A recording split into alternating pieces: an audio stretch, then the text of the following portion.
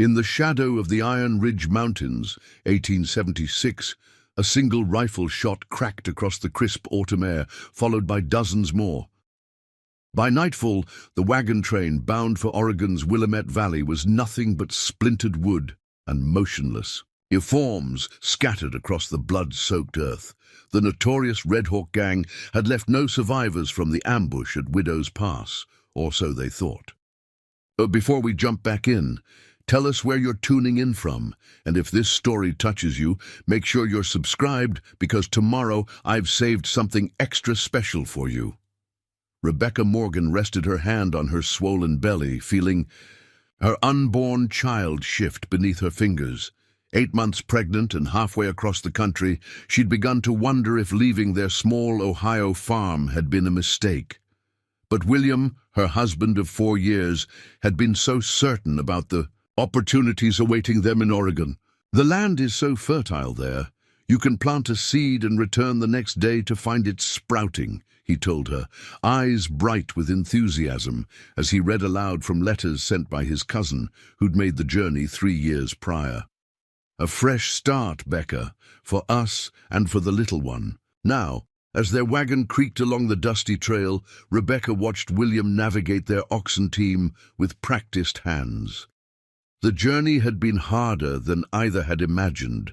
4 months on the trail had weathered their faces and thinned their frames, despite the relative abundance of supplies they'd managed to maintain. They had joined the Thompson-Wilcox wagon train in Independence, Missouri, 26 families strong, all bound for Oregon, with dreams of orchards and farmland. Martha Wilcox, 8 months pregnant herself, and traveling with her husband Daniel and their 3 older children, had become Rebecca's closest friend on the journey. The women had spent countless evenings comparing notes on their pregnancies and sharing hopes for their children's futures in Oregon. "My Sarah will be born with pine sap on her fingers," Martha had joked just that morning as they walked beside the wagons, taking advantage of the flat terrain to stretch their legs. "Ah, true Oregon girl," Rebecca had smiled, placing a hand on her own belly. "This little one is determined to be a mountain child, I think. Never kicks harder than when we're climbing slopes." The wagon train had been making good progress that day, moving steadily through a narrow valley that the trail guides assured them would open to more hospitable terrain beyond Widow's Pass. A twisted trail that wound between 2 steep cliffs before descending toward greener lands below, when her back began to ache more intensely than usual. Rebecca had fallen behind the main group.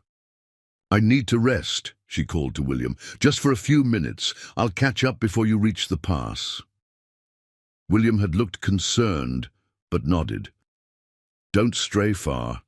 We'll slow the pace once we get through the narrows. I'll just sit in that grove of pine trees," she replied, pointing to a small stand of evergreens about 50 yards from the trail. "The shade looks inviting." That simple decision, those few steps away from the rutted trail, had saved her life. Rebecca had just settled herself against the trunk of a tall pine, sighing with relief as she took weight off her swollen ankles when the first shot rang out. The sharp crack echoed between the mountain walls, followed immediately by shouting and more gunfire. Her first instinct was to run back to the wagons, back to William. But something made her freeze in place. Through the green needles, she could see riders emerging from hidden positions along the ridgeline above the pass. At least 20 men, faces obscured by bandanas, rifles in hand, descending upon the wagon train with ruthless efficiency. The sounds that followed would haunt Rebecca for the rest of her life. Screams, pleas for mercy, the crack of gunfire, the splintering of wood as wagons were ransacked. Trembling uncontrollably, she pressed herself against the ground behind the pine grove, one hand instinctively covering her mouth to stifle her sobs, the other wrapped protectively around her belly. Her child kicked violently as if sensing the danger. "Check for valuables, then burn what's left," called a deep voice with a slight northern accent. "Sullivan wants no trails leading back to us." From Her hidden vantage point, Rebecca could see a tall man with a russet beard directing the others. He sat atop a powerful black stallion, watching impassively as his men moved methodically from body to body, wagon to wagon. Minutes stretched into hours as Rebecca remained frozen in place, afraid to move, afraid to breathe too deeply.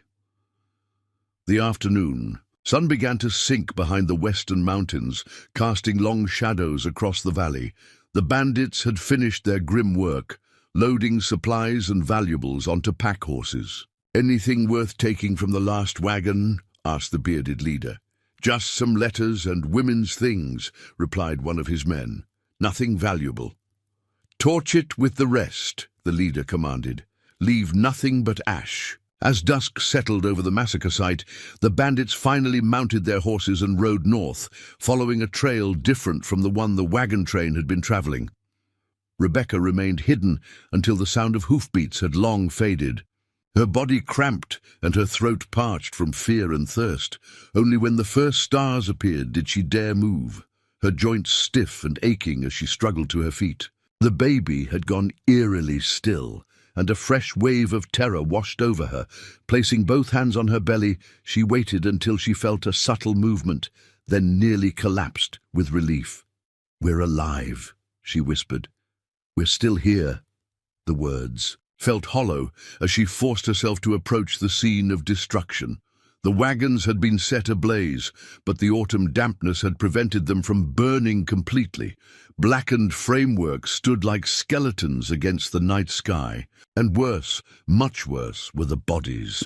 Rebecca moved through the carnage on trembling legs, searching desperately for William. She found him near their wagon, his green shirt darkened with blood, his kind face frozen in an expression of disbelief. A single shot to the chest had taken him from her. She knelt beside him, unable to speak, unable to weep, a void opening inside her that seemed to swallow all emotion. With gentle fingers, she closed his eyes and removed the brass compass his father had given him on their wedding day. It was still pointing north, measuring direction in a world that suddenly made no sense. "I'll tell our child about you," she finally whispered, tucking the compass into her dress pocket. "Every day they'll know who their father was." As night deepened, the reality of her situation began to sink in. She was alone, heavily pregnant, miles from the nearest settlement, with winter approaching in mountain country. The bandits had taken all the horses and oxen. Most of the food supplies had been stolen or destroyed, and she had no idea which direction led to safety. Moving mechanically, Rebecca searched through the wreckage, gathering anything that might help her survive. A charred blanket, a dented tin cup, a small knife overlooked by the bandits, a half loaf of bread that had somehow survived in an overturned chest, a metal canteen, dented but intact. The night air grew increasingly cold as she worked, the mountain winds cutting through her wool dress. Shelter, she needed shelter, especially with clouds gathering that promised rain by morning. Tying her meager supplies into a bundle using the blanket, Rebecca forced herself to think practically. The pine grove offered little protection from the elements. The remaining wagon frames were unstable and exposed. Her only option was to follow the narrow game trail she'd noticed earlier, leading up into the hills, hoping to find a rock overhang or some natural windbreak. With one last look at William's body, Rebecca pressed her hand to her lips, then to his forehead. "I don't know how, but I'll survive this," she promised him. "For our child, for us." The trail was difficult to follow in the darkness, but the rising moon provided just enough light to see a few feet ahead. Each step required careful consideration. A broken ankle now would mean certain death. After nearly an hour of slow progress, uphill, the path opened onto a small plateau dotted with scrub oak and boulders. Beyond them, the darker shadow of a rock face rose against the night sky. Exhaustion threatened to overwhelm her as she made her way toward the cliff, hoping to find some shelter at its base. The first drops of rain began to fall just as she reached the rocks. Running her hand along the rough stone, she moved sideways, searching desperately for any kind of overhang. Her fingers encountered empty space, a gap in the rock face. Heart pounding, Rebecca leaned forward to peer into the darkness. A cave opening, perhaps 5 feet high and nearly as wide, cut into the mountainside. She hesitated only briefly before the increasing rainfall made her decision for her. The cave's interior was dry and surprisingly deep, extending at least 15 feet into the mountain. As her eyes adjusted to the darkness, Rebecca could make out the roughly circular shape of the main chamber. The air carried an earthy, musky scent, but nothing immediately threatening. Setting down her small bundle of supplies, Rebecca sank to the ground, her back against the cave wall. For the first time since the massacre, she allowed herself to weep.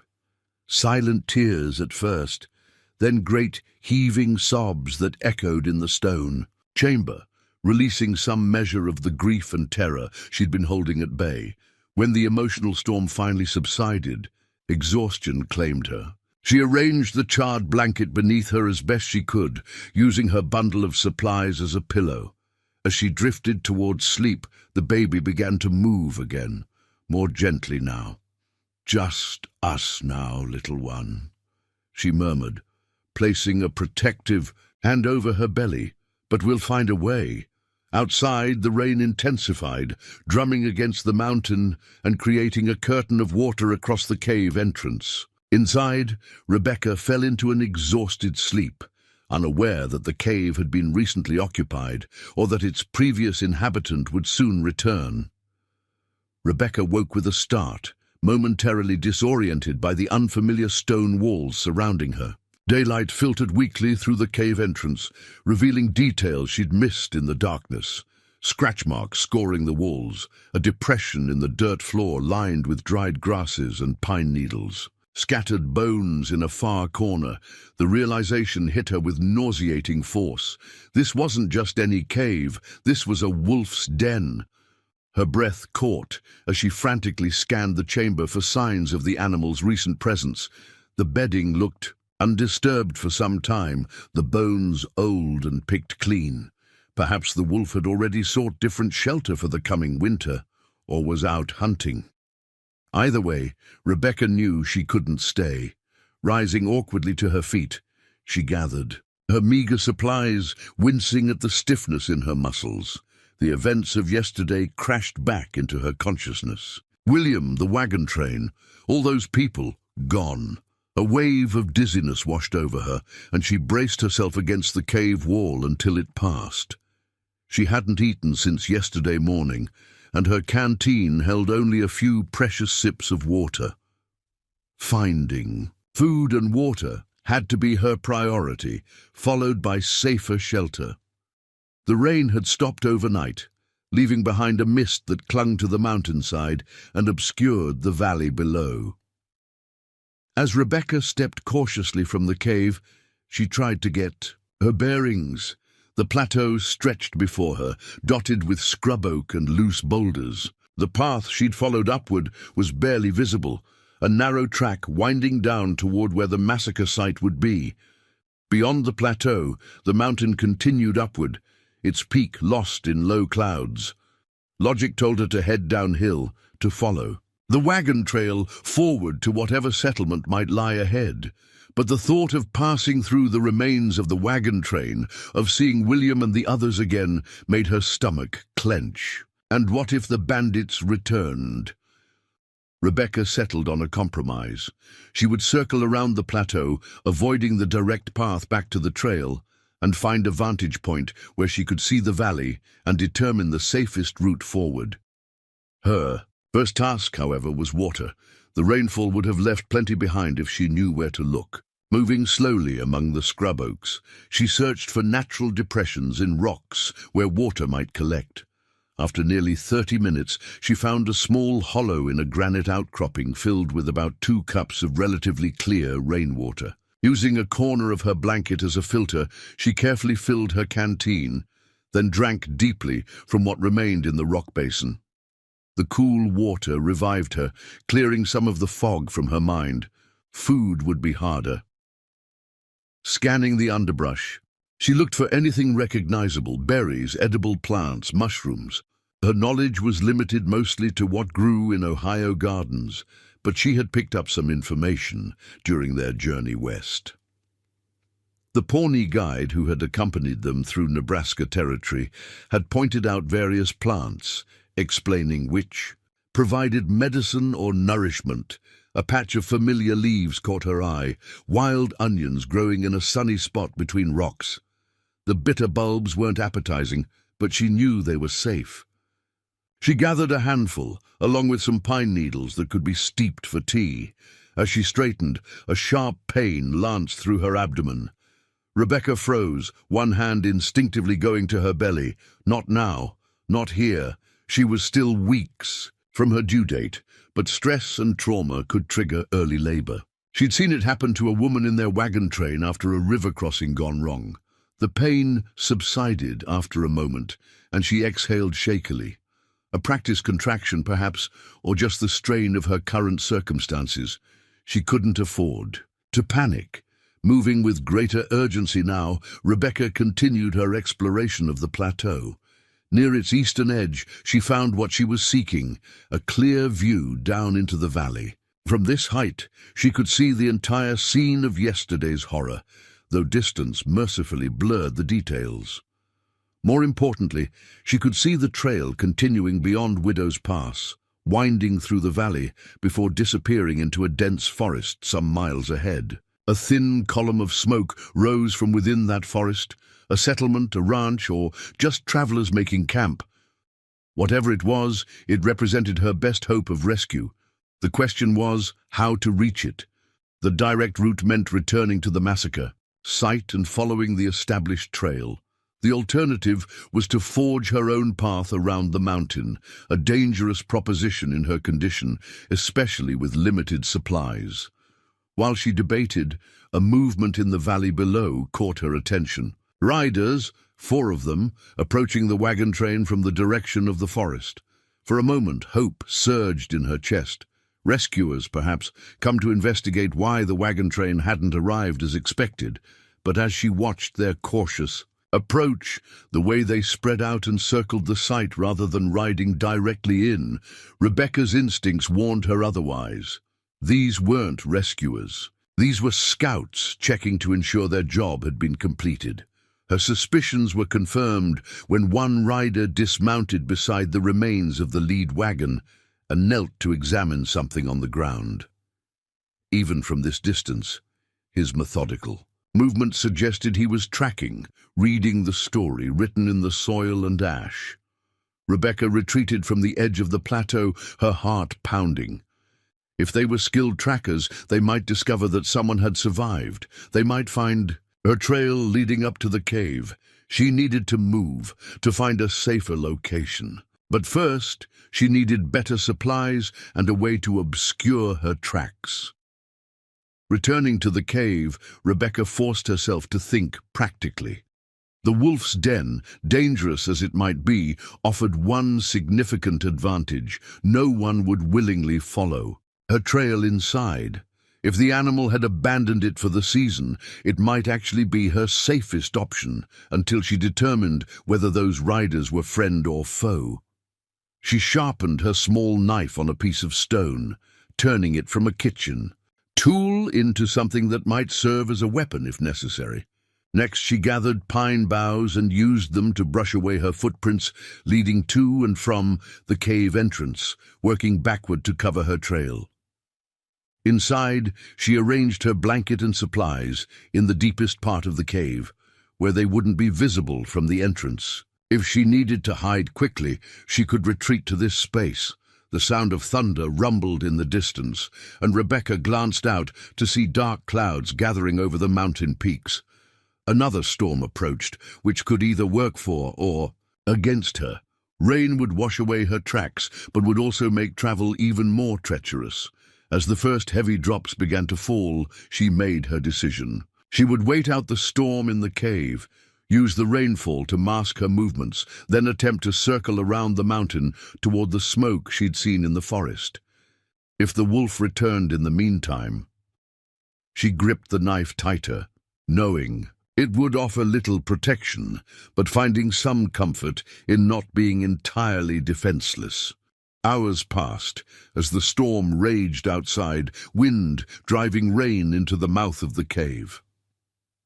Rebecca used the time to rest and prepare, steeping pine needles in rainwater caught from the cave entrance to make a tea that helped ease her hunger and provided some nourishment. By late afternoon, the thunder had moved beyond the mountains, though a steady rain continued to fall. As Rebecca sat in the growing darkness, conserving her energy, a sound from the cave entrance made her blood run cold. Not the pattering of rain or the whistle of wind, but the deliberate crunch of a footstep on stone. She pressed herself deeper, into the shadows, knife clutched in her trembling hand. Had the riders found her trail despite her precautions? Or had the cave's rightful occupant returned? The silhouette that appeared against the grey light of the cave entrance belonged to neither bandit nor wolf. A man stood there, tall and broad-shouldered, rain dripping from the brim of his hat and the fringes of his buckskin jacket. In one hand he held a rifle, casually but ready. He remained perfectly still, allowing his eyes to adjust to the cave's interior. Preparing and narrating this story took us a lot of time, so if you are enjoying it, subscribe to our channel. It means a lot to us. Now back to the story. "I know you're in here," he said, his voice a low rumble that matched the fading thunder. "I saw your tracks before the rain washed most of them away." Rebecca remained motionless, knife still gripped in her trembling hand. The silhouette at the cave entrance neither advanced nor retreated. "I'm not with them," the stranger said, his voice softer now. "Not with the Red Hawk gang, the butchers who did that work down in the valley." Still, she didn't respond. Trust had become a luxury she couldn't afford. He sighed, then slowly lowered his rifle, setting it against the cave wall. "I've been tracking the Red Hawk gang for 4 months. Followed them through 3 territories. I was too late to stop what happened to your wagon train, but maybe not too late to help a survivor." The word survivor broke through Rebecca's caution. "How did you know?" she asked, her voice rough from disuse. 26 graves in the soil down there, 27 bodies by my count. Someone took time to bury the dead but left one space empty. Someone gathered supplies from the wreckage, left tracks heading up this way. He took another step forward, then stopped as she shifted in the darkness. "My name's Ethan Cross. I was a guide for the Western Union before the Red Hawk gang murdered my sister's family near Cheyenne. Now I'm the only one still hunting them after the marshals gave up." Slowly, Rebecca moved forward enough that he could see her, though she kept the knife visible. "I'm Rebecca Morgan," she said, watching his expression carefully as her condition became visible in the dim light. "And you're standing in a wolf's den, Mr. Cross." Ethan Cross froze at Rebecca's words, his eyes flicking to the scratch marks on the cave walls that he'd failed to notice in his focus on tracking the survivor. "Wolf's den," he repeated quietly, instinctively lowering his voice, "and recently used from the smell of it. Grey wolf, I'd guess, not a whole pack." "Is that supposed to be comforting?" Rebecca asked, still gripping her small knife. A smile touched the corner of Ethan's mouth, there and gone so quickly she might have imagined it. "Lone wolves generally keep to themselves unless they're cornered or starving. But we shouldn't press our luck." He glanced back at the cave entrance, where rain continued to fall steadily. "Storm's not letting up any time soon. We need to move to safer ground before nightfall." "We?" Rebecca challenged, unwilling to simply trust this stranger despite his apparent knowledge of her situation. Ethan studied her for a moment, taking in her condition, the knife in her hand, the determination in her exhausted eyes. "Mrs. Morgan, you're welcome to continue alone if that's your preference," he said evenly. "But you're 8 months pregnant in a mountain country with winter coming on. Those men I saw checking the massacre site weren't just passing through. They were making sure their job was finished, which means they suspect someone survived. He left the sentence unfinished, but the implication was clear. Rebecca weighed her options. This man was right about one thing. Her chances of survival, alone, were slim at best, impossible at worst. Yet trusting a stranger carried its own risks. "How do I know you're not with them?" she asked bluntly. "Sent to find any survivors?" Ethan unbuttoned his jacket and pulled aside his shirt collar, revealing an ugly scar that ran from his collarbone toward his shoulder. "Victor Sullivan gave me this 6 months ago when his gang attacked my sister's homestead." His voice remained steady, but his eyes hardened. "They killed my sister, her husband, and their 12-year-old son. Only person they left alive was their daughter Lucy. She's 6. She hid in the root cellar, just like you hid in those pines." The raw honesty in his voice convinced Rebecca more than the scar itself. She lowered the knife slightly. "I saw my husband die," she said, the words catching in her throat. "William and our friends, 26 families, all gone." "I know," Ethan said simply, "and I'm sorry I didn't get here in time to stop it. But we need to move now if we're going to stay ahead of both the gang and the wolf that calls this home." A distant rumble of thunder punctuated his words. The storm wasn't abating. If anything, it was intensifying. "Where would we go in this?" Rebecca gestured toward the cave entrance. "I've got a cabin about 5 miles north of here. It's well hidden, stocked with supplies, and secure enough to keep out unwanted visitors, human or animal." Rebecca made her decision, pragmatism overriding caution. "All right, Mr. Cross, I'll go with you." She gathered her meager supplies. "But know this, I may be in a difficult situation, but I'm not helpless." "Wouldn't dream of suggesting otherwise, Mrs. Morgan." He retrieved his rifle and moved toward the entrance. "And it's just Ethan." Formalities seem pointless under the E. "Circumstances? Then I'm Rebecca," she replied, following him to the cave mouth, where they both paused, surveying the rain-soaked landscape. Ethan pulled a heavy oilskin coat from his pack and held it out to her. "Put this on. It'll keep you dry and hide your condition if we run into trouble." The coat enveloped her completely, the sleeves hanging well past her fingertips. It smelled of wood smoke, pine, and the indefinable scent of long days in the wilderness. She rolled the sleeves back enough to free her hands, grateful for the unexpected warmth. "We'll stick to rocky ground when we can," Ethan instructed as they set out, "and use the stream bed where it's not too dangerous. Water washes away tracks." They moved slowly through the downpour, Ethan constantly scanning their surroundings, occasionally adjusting their course to utilize natural cover or harder terrain that wouldn't hold footprints. He matched his pace to Rebecca's, offering a steady arm when the path grew slippery or steep. After an hour of difficult progress, Rebecca's strength began to flag. Her legs trembled with each step, and spots danced before her eyes. Ethan noticed immediately. "We'll rest a moment," he said, guiding her beneath the shelter of a massive cedar, where the ground remained relatively dry. From his pack, he produced a small tin of jerky and a flask. "Eat something. It's buffalo, tough but nourishing." Rebecca accepted the offering gratefully, discovering how ravenous she truly was as she chewed the dried meat. The flask contained water sweetened with what tasted like wild honey. "A trick I learned from a Shoshone guide," Ethan explained when she commented on the flavor. "Adds energy when you need it most." As she rested, he disappeared briefly, returning with several large leaves which he twisted into a rough cup shape. "Drink," he said, collecting fresh rainwater in the leaf cup and offering it to her. "Dehydration is dangerous, especially in your condition."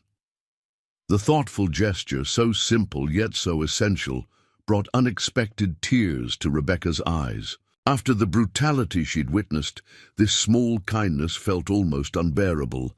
Ethan pretended not to notice her emotional response, busying himself with checking their back trail instead. His restraint granted her the privacy to compose herself. "We've got about 3 more miles," he said when she indicated she was ready to continue. "The worst of the terrain is behind us now." The rain began to ease as they resumed their journey, though low clouds still obscured the mountain peaks.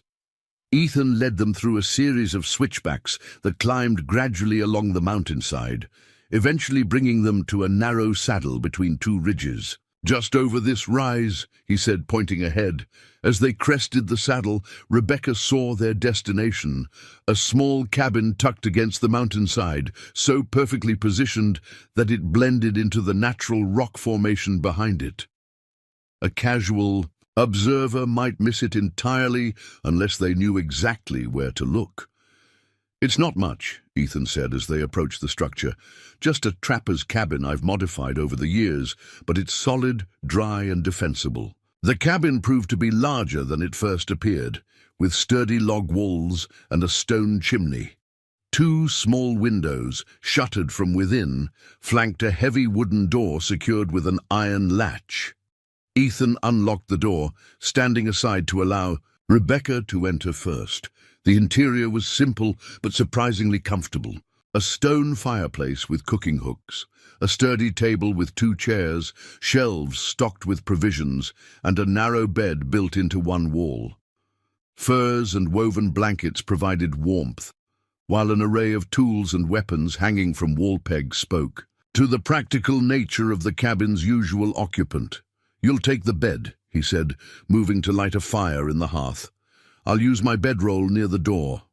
Rebecca sank gratefully onto a chair, removing the oversized coat now that they were safely indoors. The warmth from the growing fire gradually chased the chill from her bones as she watched Ethan move efficiently around the small space, hanging their wet garments to dry and preparing what smelled like a venison stew from preserved ingredients. It said you've been tracking the Red Hawk gang for months," she said finally. "How many of them are there?" Ethan added herbs to the pot before answering. 14 that I know of.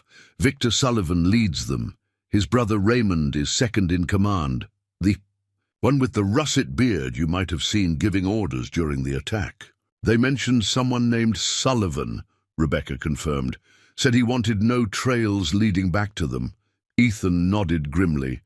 "That's their pattern. They don't just rob, they eliminate anyone who could identify them. The territorial authorities have been searching for them for 3 years, but the gang moves between jurisdictions, and the mountains provide too many places to hide." "Why haven't you gone to the law with what you know?" A shadow crossed Ethan's weathered face. "I tried. County Sheriff in Cheyenne took my statement, forwarded it to the territorial marshal. 3 weeks later, the marshal's office declared the case closed, blamed it on Sioux raiders despite evidence. To the contrary." He stirred the pot with more force than necessary. "Found out later that Victor Sullivan has connections to powerful men in the territorial government, men who benefit from the gang's activities. Some say the governor's own brother receives a percentage of their take." Rebecca absorbed this information with a growing alarm. "So there's no justice to be had through proper channels?" "Not for folks like us," Ethan confirmed, "which is why I've been tracking them myself. I was close to finding their main camp when they suddenly changed course and headed toward Widow's Pass. I followed, but—" He gestured vaguely toward the direction of the massacre site. "I was too late. They took something from the surveyors." "Wagon," Rebecca said. "I heard them arguing about a strongbox they couldn't open right away. One of them said it contained land deeds." Ethan's head snapped up, his attention sharpened. "Land deeds? What kind of land deeds?" "I don't know for certain, but the surveyor, Mr. Patterson, mentioned during our journey that he'd been commissioned to verify boundaries for new settlement areas. Something about recent treaties with the Blackfoot that opened territories near the Snake River." "That explains it," Ethan said, understanding the dawning on his face. "If Patterson had official deeds and boundary claims for that land, those documents would be worth a fortune to certain interests in Portland. The Red Hawk gang must have learned about them somehow." So 26 families died for some pieces of paper, Rebecca said bitterly. People have died for less, Ethan replied, his tone equally grim. But this gives us an advantage. If they're transporting valuable deeds, they won't risk the main trails where they might encounter military patrols. They'll stick to hidden routes, routes I know as well as they do. He ladled stew into a wooden bowl and handed it to Rebecca. Eat, regain your strength. Tomorrow we need to decide our next move. As she ate the surprisingly flavorful stew, Rebecca considered the strange turn her life had taken. 2 days ago, she had been a settler's wife with simple dreams of an Oregon farm. Now she was a widow, a survivor, and reluctant ally to a mountain man on a mission of vengeance. "These men," she said quietly, "if we find them, what then?" Ethan's eyes met hers across the table, their grey depths cold as winter ice. "Then they'll answer for what they've done to my family and to yours." In the silence that followed, the baby kicked vigorously, as if responding to the tension in the air. Rebecca placed a protective hand over her belly, wondering what kind of world she would be bringing her child into and whether either of them would live to see it. Dawn broke with surprising clarity after the previous day's storms. Rebecca woke to sunlight streaming through cracks in the cabin shutters and the scent of coffee brewing over the fire.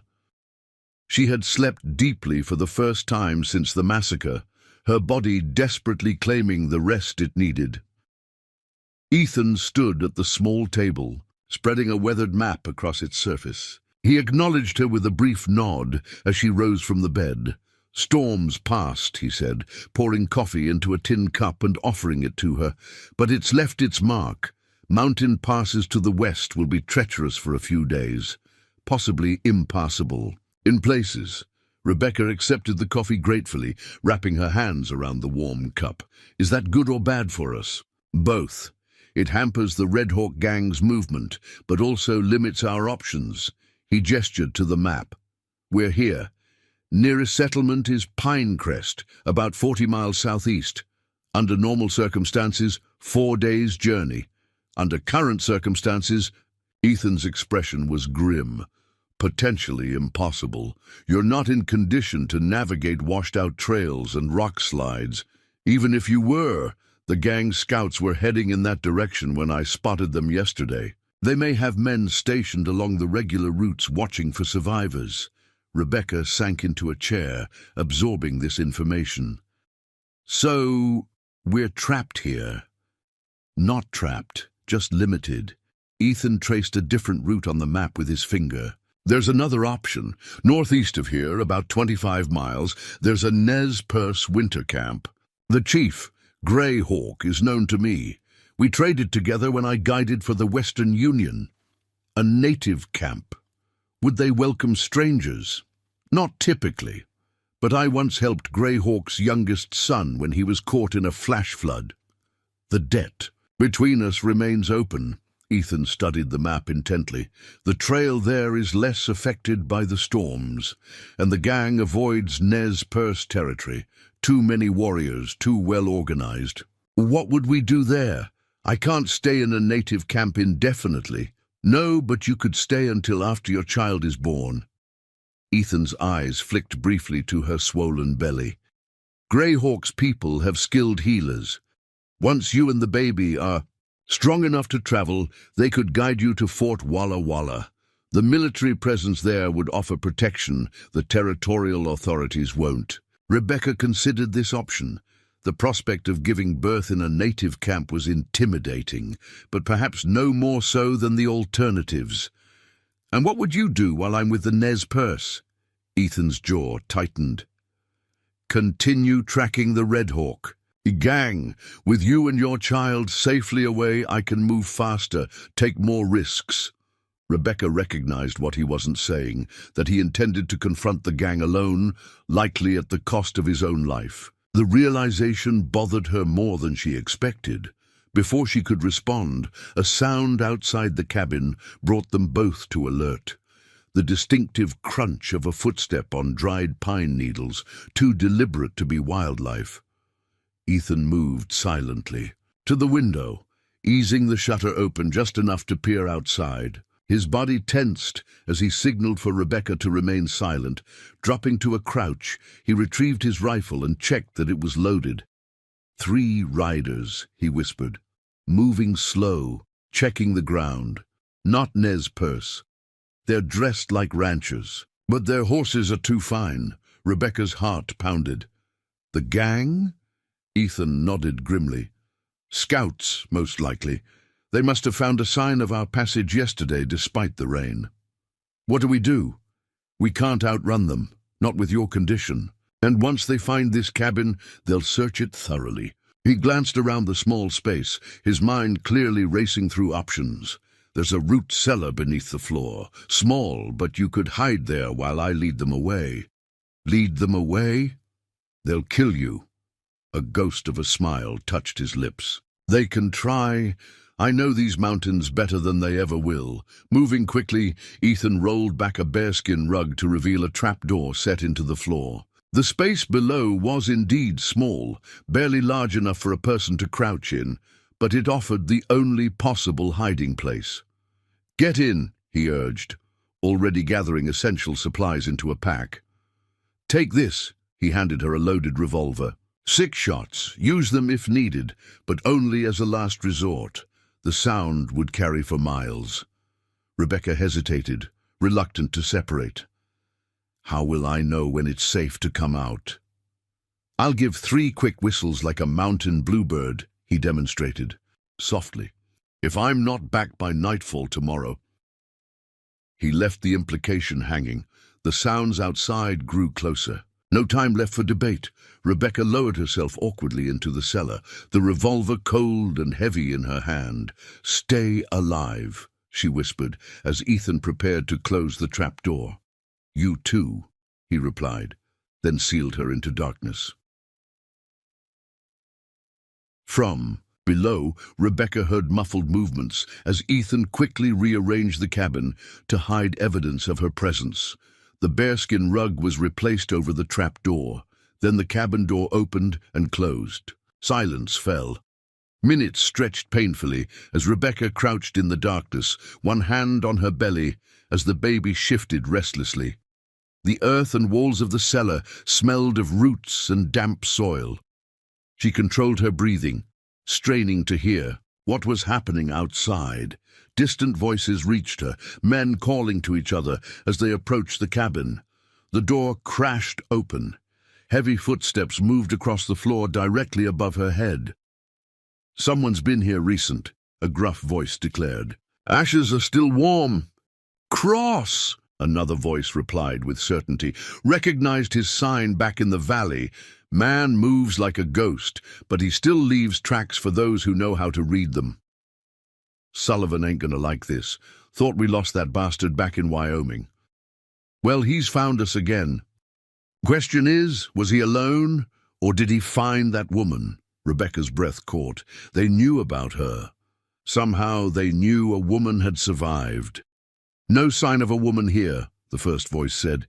Check outside, see if there's 2 sets of tracks leading. Away! More footsteps, then the door opening and closing again.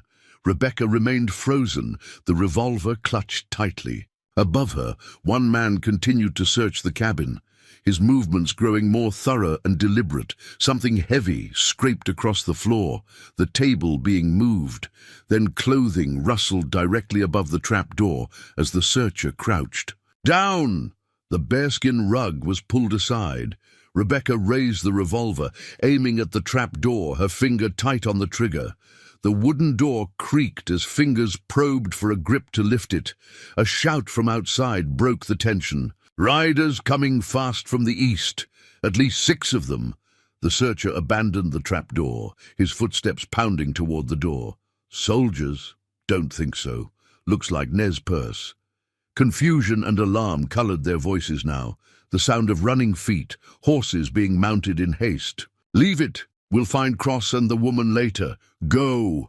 Hoofbeats receded rapidly as the intruders fled. Rebecca remained motionless in her hiding place, unsure if this was a trick to draw her out. Minutes passed, then an hour. The silence above became absolute.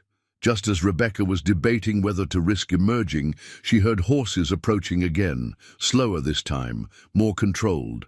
Voices spoke in a language she didn't recognize. The cabin door opened. The white man's sign said, "Look." Beneath the bear, a heavily accented voice said in English. "Where is the bear in this place?" "The floor covering," another voice replied. "It is made from bear." Footsteps approached the trapdoor. Rebecca steeled herself, aiming the revolver upward once more. The trapdoor lifted, and light flooded in. A face appeared in the opening, a native man of perhaps 50, his long hair streaked with grey, his eyes sharp with intelligence. "You can lower your weapon, woman who hides like fox," he said. "Ethan Cross sends us to find you." Rebecca hesitated, reluctant to relinquish her only defense. The man seemed to understand her caution. "He says to tell you the bluebird calls, but his voice must come through others." He extended a hand. "I am Greyhawk of the Nez Perce. The man who tracks the killers has saved my son's life before. Now he asks that we save yours." Slowly, Rebecca lowered the revolver. "Where is Ethan?" Greyhawk's expression grew serious. "He draws the evil men away from you and my people. He left trail signs for us to find you while he leads them toward the broken lands to the west. Will he be safe?" Even as she asked, Rebecca knew the answer. The mountain speaks to him, as it does to a few white men, but those he hunts are many, and he is one. Greyhawk helped her climb from the cellar, his strong hands gentle as he noted her condition. "Your time grows near, woman of courage. We must reach our camp before your child decides to greet the world." Outside, Rebecca found 4 Nez Perce warriors mounted on paint horses, their expressions impassive but not unfriendly. A 5th horse, saddled differently with a specially designed seat that would accommodate her pregnancy, waited nearby. "Can you ride?" Greyhawk asked. Rebecca nodded, though in truth she was far from certain. Her experience was limited to placid, farm horses, not mountain trails. "Good. We travel until sunset. The killers will not follow into our lands." As they rode away from the cabin, Rebecca cast one last glance back, wondering if she would ever see Ethan again, or if his act of sacrifice would be their final interaction. The mountains that had seemed so threatening now felt like they held secrets she was only beginning to understand. Dangers, yes, but also unexpected allies and pathways to survival. The late afternoon sun cast long shadows across their path as they climbed higher, moving deeper into Nez Perce territory. Behind them, on the western horizon, where Ethan had led the Red Hawk scouts, dark clouds gathered once more. A storm was brewing, both literally in the mountains and figuratively in the conflict that had drawn them all into its vortex. As they rode, Greyhawk kept a steady pace beside Rebecca, his weathered face revealing little emotion. Yet occasionally, his eyes would scan her posture, noting her discomfort with the practiced assessment of someone accustomed to evaluating physical endurance. The child moved strongly, he observed after one particularly visible shift of Rebecca's belly beneath her coat. Surprised by his perception, Rebecca nodded. "Yes, more active since yesterday. This is good. Strong spirits prepare for difficult journeys before they arrive." He gestured toward the mountain path ahead. "Likewise, travelers." "Your English is very good," Rebecca remarked, seeking conversation. To distract herself from the growing ache in her back, Greyhawk's expression remained impassive, but something flickered in his eyes. Memory, perhaps, or old pain. "I spent 2 winters at the white man's school when I was young, before I understood that some knowledge carries a high price." He adjusted his horse's direction slightly to navigate a rocky section. "Later, I guided for the railroad surveys. That is where I met Cross. He said he helped your son. Greyhawk nodded once, sharply. 3 summers passed. My youngest, Swift Arrow, was caught when the mountain face broke apart during a hunt. His leg was crushed beneath stone. The other white. Guide said to leave him, that he would die anyway. His voice remained even, but his knuckles whitened on the reins. Cross stayed, worked through the night to free my son, carried him for 2 days to our camp. The story filled in another piece of the complex man who had saved her life. He seems to have a habit of rescuing people, Rebecca said softly. He carries ghosts, Greyhawk replied. Some men run from such spirits. Others seek to balance them with actions. He glanced at her. You carry ghosts now, too. The blunt assessment struck Rebecca with unexpected force.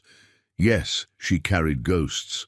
William, their friends, the future they had planned together.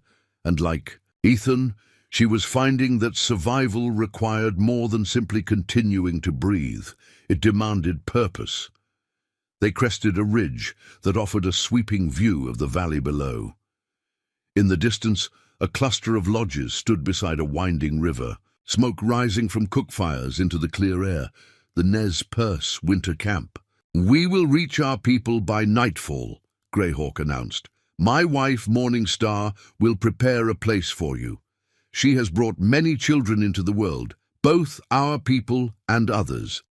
The thought of giving birth among strangers was terrifying, yet strangely comforting compared to the alternative of facing it alone in the wilderness. Rebecca found herself suddenly overwhelmed with gratitude for this unexpected turn of events.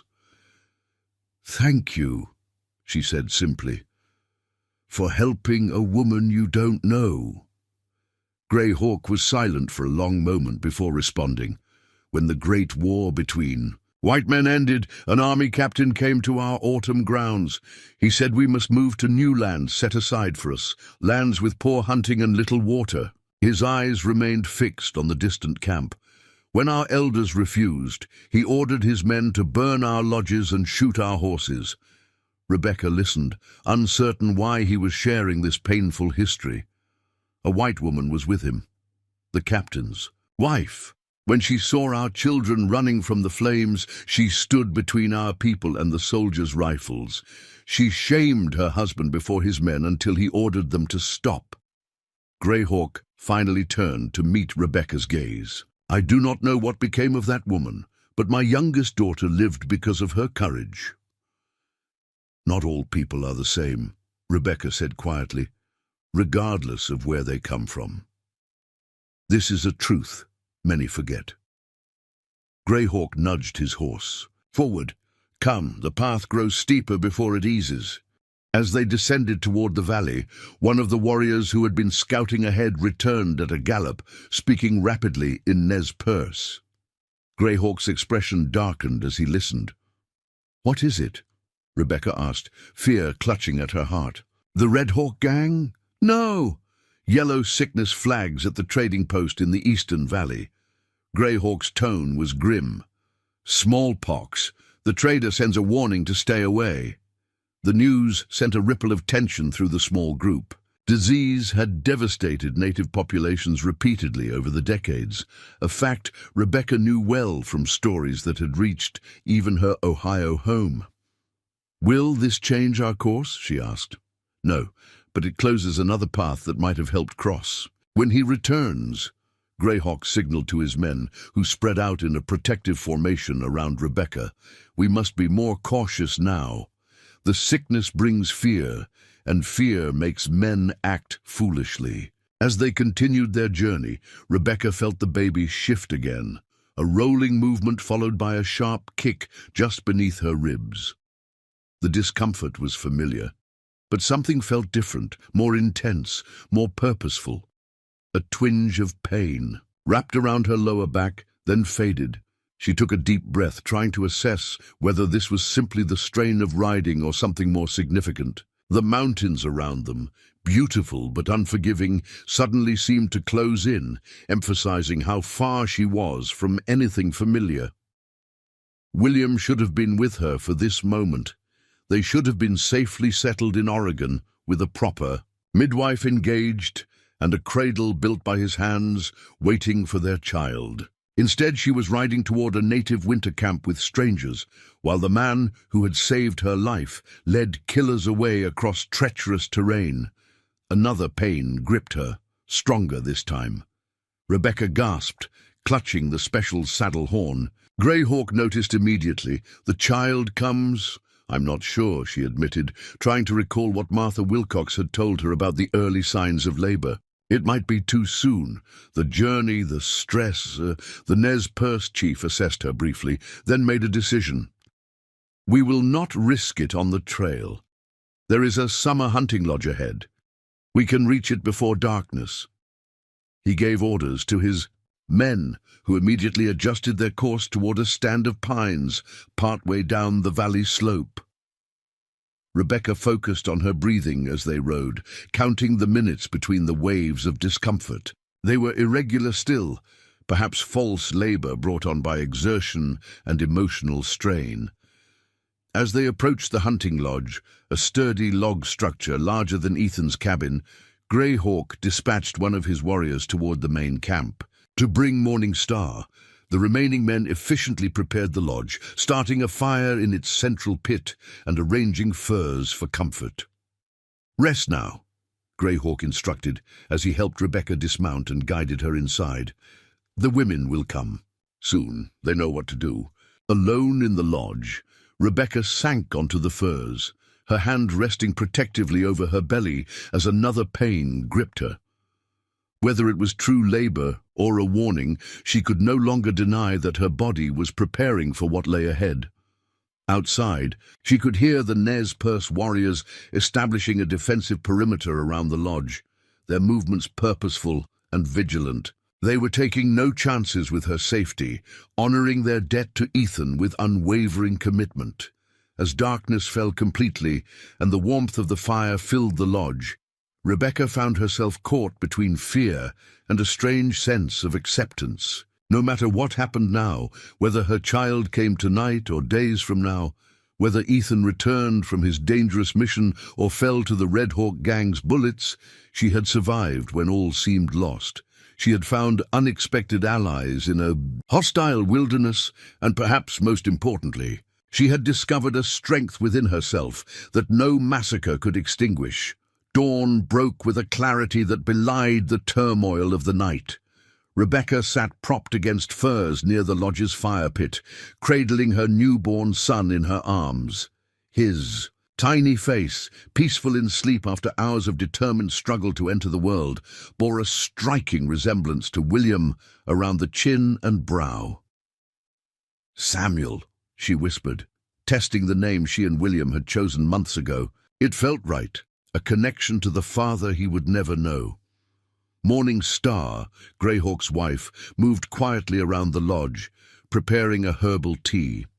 The Nez Perce midwife had arrived just as Rebecca's labor intensified, bringing with her a quiet confidence and skilled hands that had guided both mother and child safely through a difficult birth. "He has strong lungs," Morning Star observed, her English heavily accented but clear. "This is good. Strong voice means strong spirit." Rebecca smiled wearily. Samuel had indeed announced his arrival with powerful cries that probably echoed across the valley. "Thank you for your help. I don't know what would have happened without you." Morning Star nodded, accepting the gratitude as her due. "First babies often come when they choose, not when expected. You are fortunate he waited until we reached shelter." The lodge entrance opened, admitting Greyhawk and the morning light. He approached with the formal respect of someone aware he was intruding in women's domain, his eyes taking in the scene with quiet approval. "The boy-child breathes the mountain air on his first dawn," he said. "A good sign."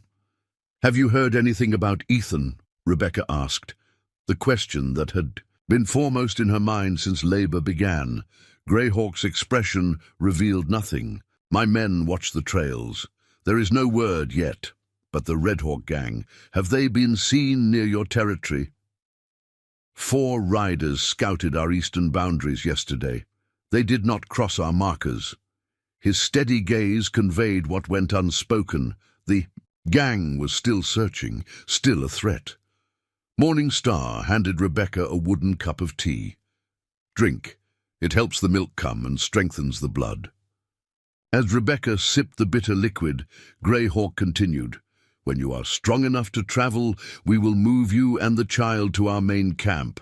There is better protection there."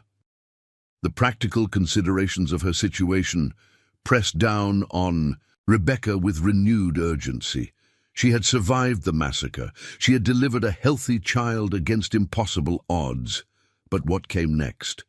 How would she protect Samuel in a world where men like the Red Hawk gang operated with seeming impunity? "How long can we stay with your people?" she asked directly. Greyhawk and Morning Star exchanged glances before he answered.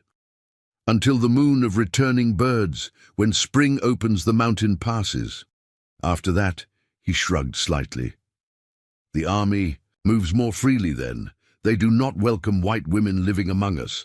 3 months at most then, a temporary sanctuary, not a permanent solution." "And if Ethan doesn't return?" "Then you must decide your own path," Greyhawk replied. "The fort lies 8 days' journey east when the snow melts, or there are settlements to the south where a woman with skills might find a place." Samuel stirred against her breast, his tiny hands flexing as he rooted hungrily. With Morning Star's guidance, Rebecca adjusted her position to feed him. As her son nursed, a strange clarity settled over Rebecca's thoughts. The woman who had left Ohio with William, naive, dependent, defined by her role as wife, no longer existed. In her place was someone forged by loss and survival, someone who had crossed through fire and emerged transformed. "I need to learn," she said suddenly, her voice stronger than it had been since giving birth. "How to track, how to hunt, how to read the land like Ethan does, how to protect my son in this wilderness." Surprise flickered across Greyhawk's stoics features. "These are not things white women typically ask to learn. I'm not a typical white woman anymore," Rebecca replied with a certainty that surprised even herself. "And the world Samuel was born into isn't the one I expected to give him." Morning Star studied her thoughtfully. "The birthing time changes women, opens eyes to new paths." She nodded once, decisively. "I will teach you our plants, which heal, which feed, which harm. My daughter, Running Stream, can show how women set snares for rabbits and ground birds." Greyhawk seemed less convinced. "And if Cross returns, will you still wish to learn these things?"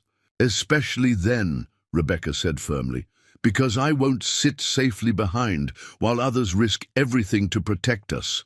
Not anymore." Something like respect showed in the chief's eyes before he nodded and departed, leaving the women and infant to their necessary rest. The next 6 days passed in a blur of recovery, adaptation, and growing anxiety about Ethan's fate. Rebecca and Samuel were moved to the Nez Perce main camp, where they were given a small lodge near the center of the settlement. The Nez Perce women, initially cautious, gradually accepted Rebecca's presence as they witnessed her determination to learn their ways. True to her word, Morning Star began teaching Rebecca about medicinal plants, showing her how to identify winter herbs that could be harvested even beneath snow. Running Stream, a young woman of perhaps 18, with sharp eyes and quicker hands, demonstrated the setting of rabbit snares and explained how to process the small game for both meat and fur. Rebecca absorbed these lessons with an intensity born of necessity. Each new skill represented another chance for Samuel's survival if they found themselves alone again. Each day without word of Ethan increased the likelihood that she would indeed need to rely solely on herself. On the 7th morning, as Rebecca sat outside her lodge practicing the construction of a particular knot Running Stream had shown her, a commotion at the camp's edge drew her attention. Warriors gathered, hands moving to weapons as a single figure approached on foot through the eastern trail. Clutching Samuel to her chest, Rebecca stood, straining to see through the crowd. The warriors parted as Greyhawk moved to meet the newcomer, his posture alert but not openly hostile. When she glimpsed the approaching figure, her heart leaped.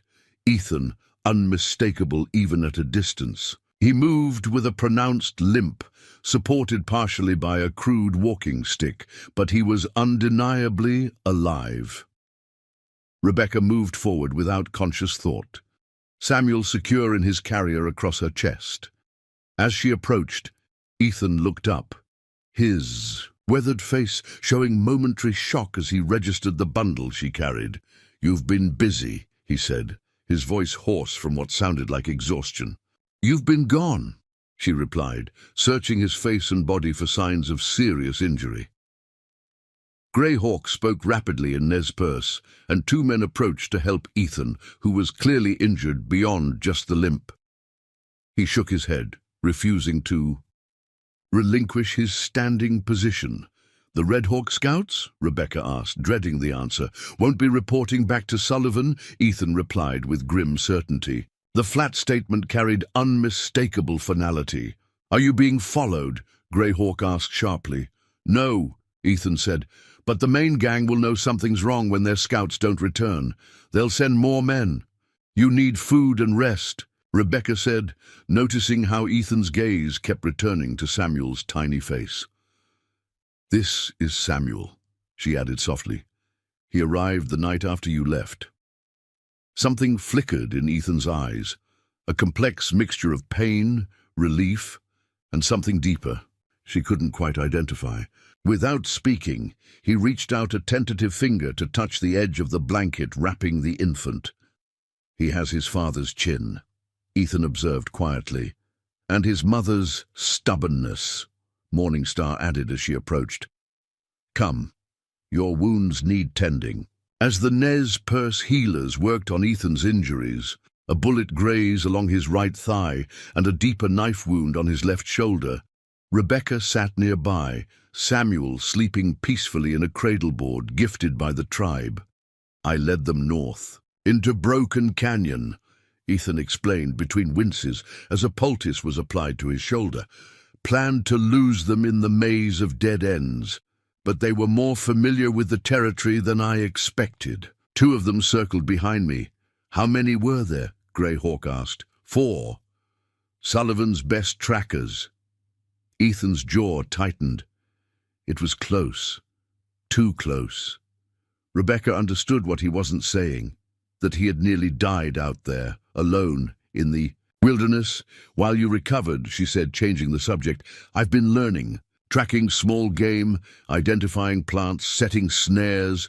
Ethan's eyebrows rose slightly. "Greyhawk agreed to this?" "I didn't give him much choice," Rebecca replied, a hint of steel in her voice. "I won't be helpless again, not when Samuel's life depends on it."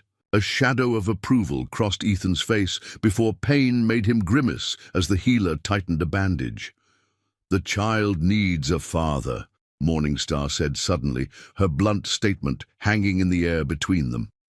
"And you, Cross, need something. To live for beyond revenge." Both Rebecca and Ethan stared at the older woman, momentarily speechless. Morningstar continued her work without looking up, as if she had commented on nothing more consequential than the weather.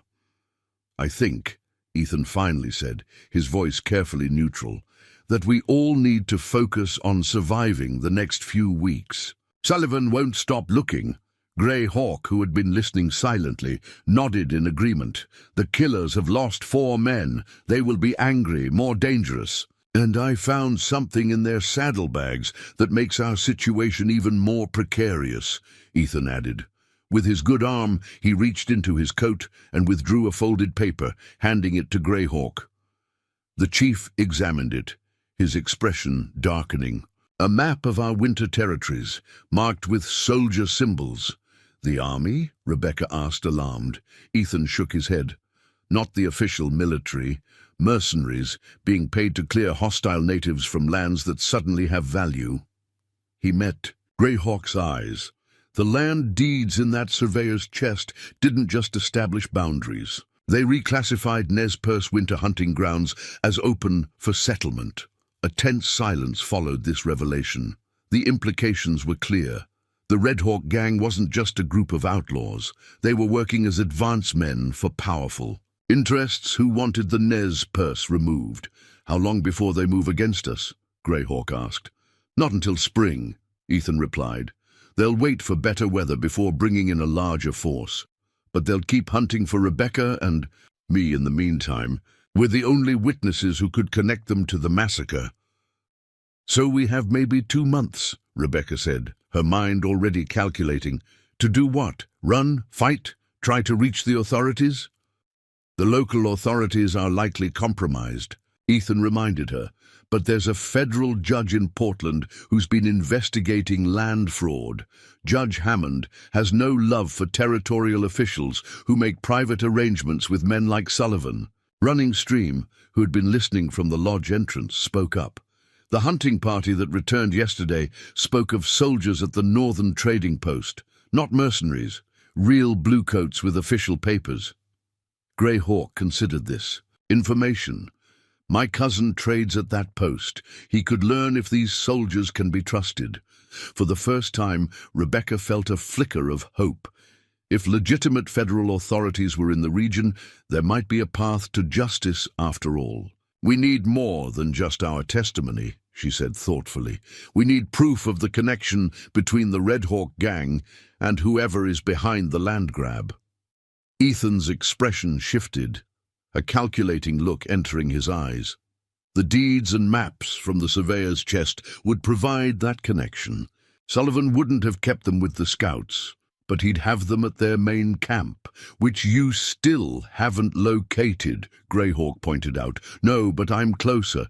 Before I encountered the scouts, I found a sign of a larger encampment near Eagle Pass. Heavy traffic, multiple horses, supplies for extended stay." Rebecca watched as the men began formulating possibilities, searching for a way forward that didn't end in death for all of them. Morningstar caught her eye and gave a subtle nod toward the door. Understanding the gesture, Rebecca followed the older woman outside, bringing Samuel with her. The winter air was brisk but not bitter, the sun providing welcome warmth. Around them, the life of the camp continued. Women tanning hides, elderly men carving wood, children playing despite the cold. A normal day, though the conversations within the lodge threatened all of this tranquility. "Men think only of fighting, or running," Morningstar said, guiding Rebecca toward a group of women working on winter moccasins. "Women must think of living, of continuing. Sit, learn while they plan." For the next hour, Rebecca absorbed another skill, her fingers gradually mastering the techniques of shaping and stitching the soft deer hide. All the while, her mind worked on the problem from different angles. By the time she returned to the lodge, Ethan and Greyhawk had moved to a larger council meeting with the tribe's elders. Samuel had awoken hungry, and as she nursed him in the privacy of her lodge, Rebecca came to a decision. When Ethan entered later that evening, his face drawn with fatigue, but his eyes alert with purpose, she had already prepared her argument. "You're planning to go after the documents at the Red Hawk camp," she said before he could speak. "Alone." "It offers the best chance," he replied, easing himself onto a fur beside the fire, his injured legs stretched out. Greyhawk can't risk his warriors in what would be seen as an act of aggression. It would give Sullivan's backers the excuse they need to move against the Nez Perce immediately, and you think sacrificing yourself is the solution. Ethan's jaw tightened. "I'm not planning to die, just to retrieve evidence that could save all of us." Rebecca studied his face in the firelight. The determination, the barely concealed pain, the exhaustion he was fighting. "And if you're caught? If you're killed? What happens to your evidence then? What happens to your promise to your niece?" His expression faltered. "Lucy is safe with my sister-in-law in St. Louis. She'll be taken care of." "That's not the same as having you come back for her, as you promised." A heavy silence fell between them, broken only by Samuel's soft breathing as he slept in his cradleboard. I've been thinking about the problem differently, Rebecca said finally. The Red Hawk gang is looking for two people, you and me. They know your skills, your appearance, your methods. They're prepared for you. Ethan's eyes narrowed. What are you suggesting? They're not prepared for me. A woman, alone, seemingly vulnerable.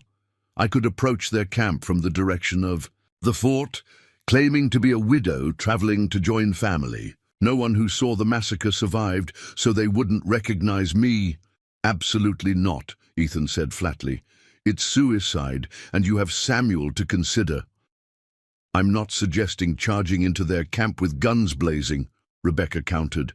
Just gathering information, learning the layout, identifying where Sullivan might keep valuable documents. Information you would need for any attempt to retrieve the evidence. And Samuel would remain here, protected by the tribe. Ethan shook his head emphatically. Sullivan's men wouldn't hesitate to kill a woman traveling alone. Widow's story. Or not, they're not taking chances, which is why I wouldn't be alone, Rebecca continued. Morning Star suggested something today that made me think. The Nez Perce women trade at the same posts as white settlers. With the right clothing, the right companion, I could pass as a mixed-blood woman traveling with her Nez Perce aunt. The idea clearly caught Ethan off guard. You've discussed this with Morning Star? She suggested it before I even formed the plan. The Nez Perce have their own stake in this fight. They just can't be seen as the aggressors. Ethan considered this, his tactical mind working through the possibilities. Who would go with you?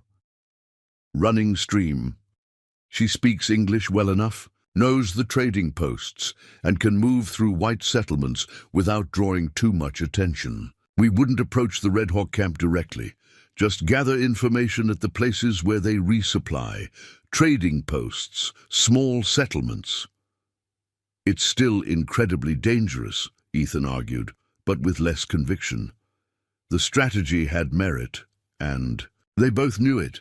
Less dangerous than you, stumbling into their camp alone, injured and outnumbered, Rebecca countered. This way, we work together. You continue healing and planning, while Running Stream and I scout the periphery. And if you're discovered, we'll have a story ready. That I witnessed unusual activity and reported it to the soldiers at the northern post. That I'm helping the army identify outlaws in exchange for safe passage to Portland. Ethan's expression showed reluctant admiration. You've thought this through. I've had to, Rebecca said simply, for Samuel's sake. After a long moment, Ethan nodded slowly. I'll speak with Greyhawk. If he agrees and if we can establish a secure way for you to report back what you learn, it might work. His eyes held hers. But at the first sign of danger, you withdraw. Immediately. Agreed, Rebecca said, relief washing through her. She had expected a much harder fight. You're not the same woman I found in that wolf den, Ethan observed quietly. No, she agreed. I'm not. The next morning, a council convened in Greyhawk's lodge. Rebecca presented her plan to the tribal elders, with Running Stream at her side.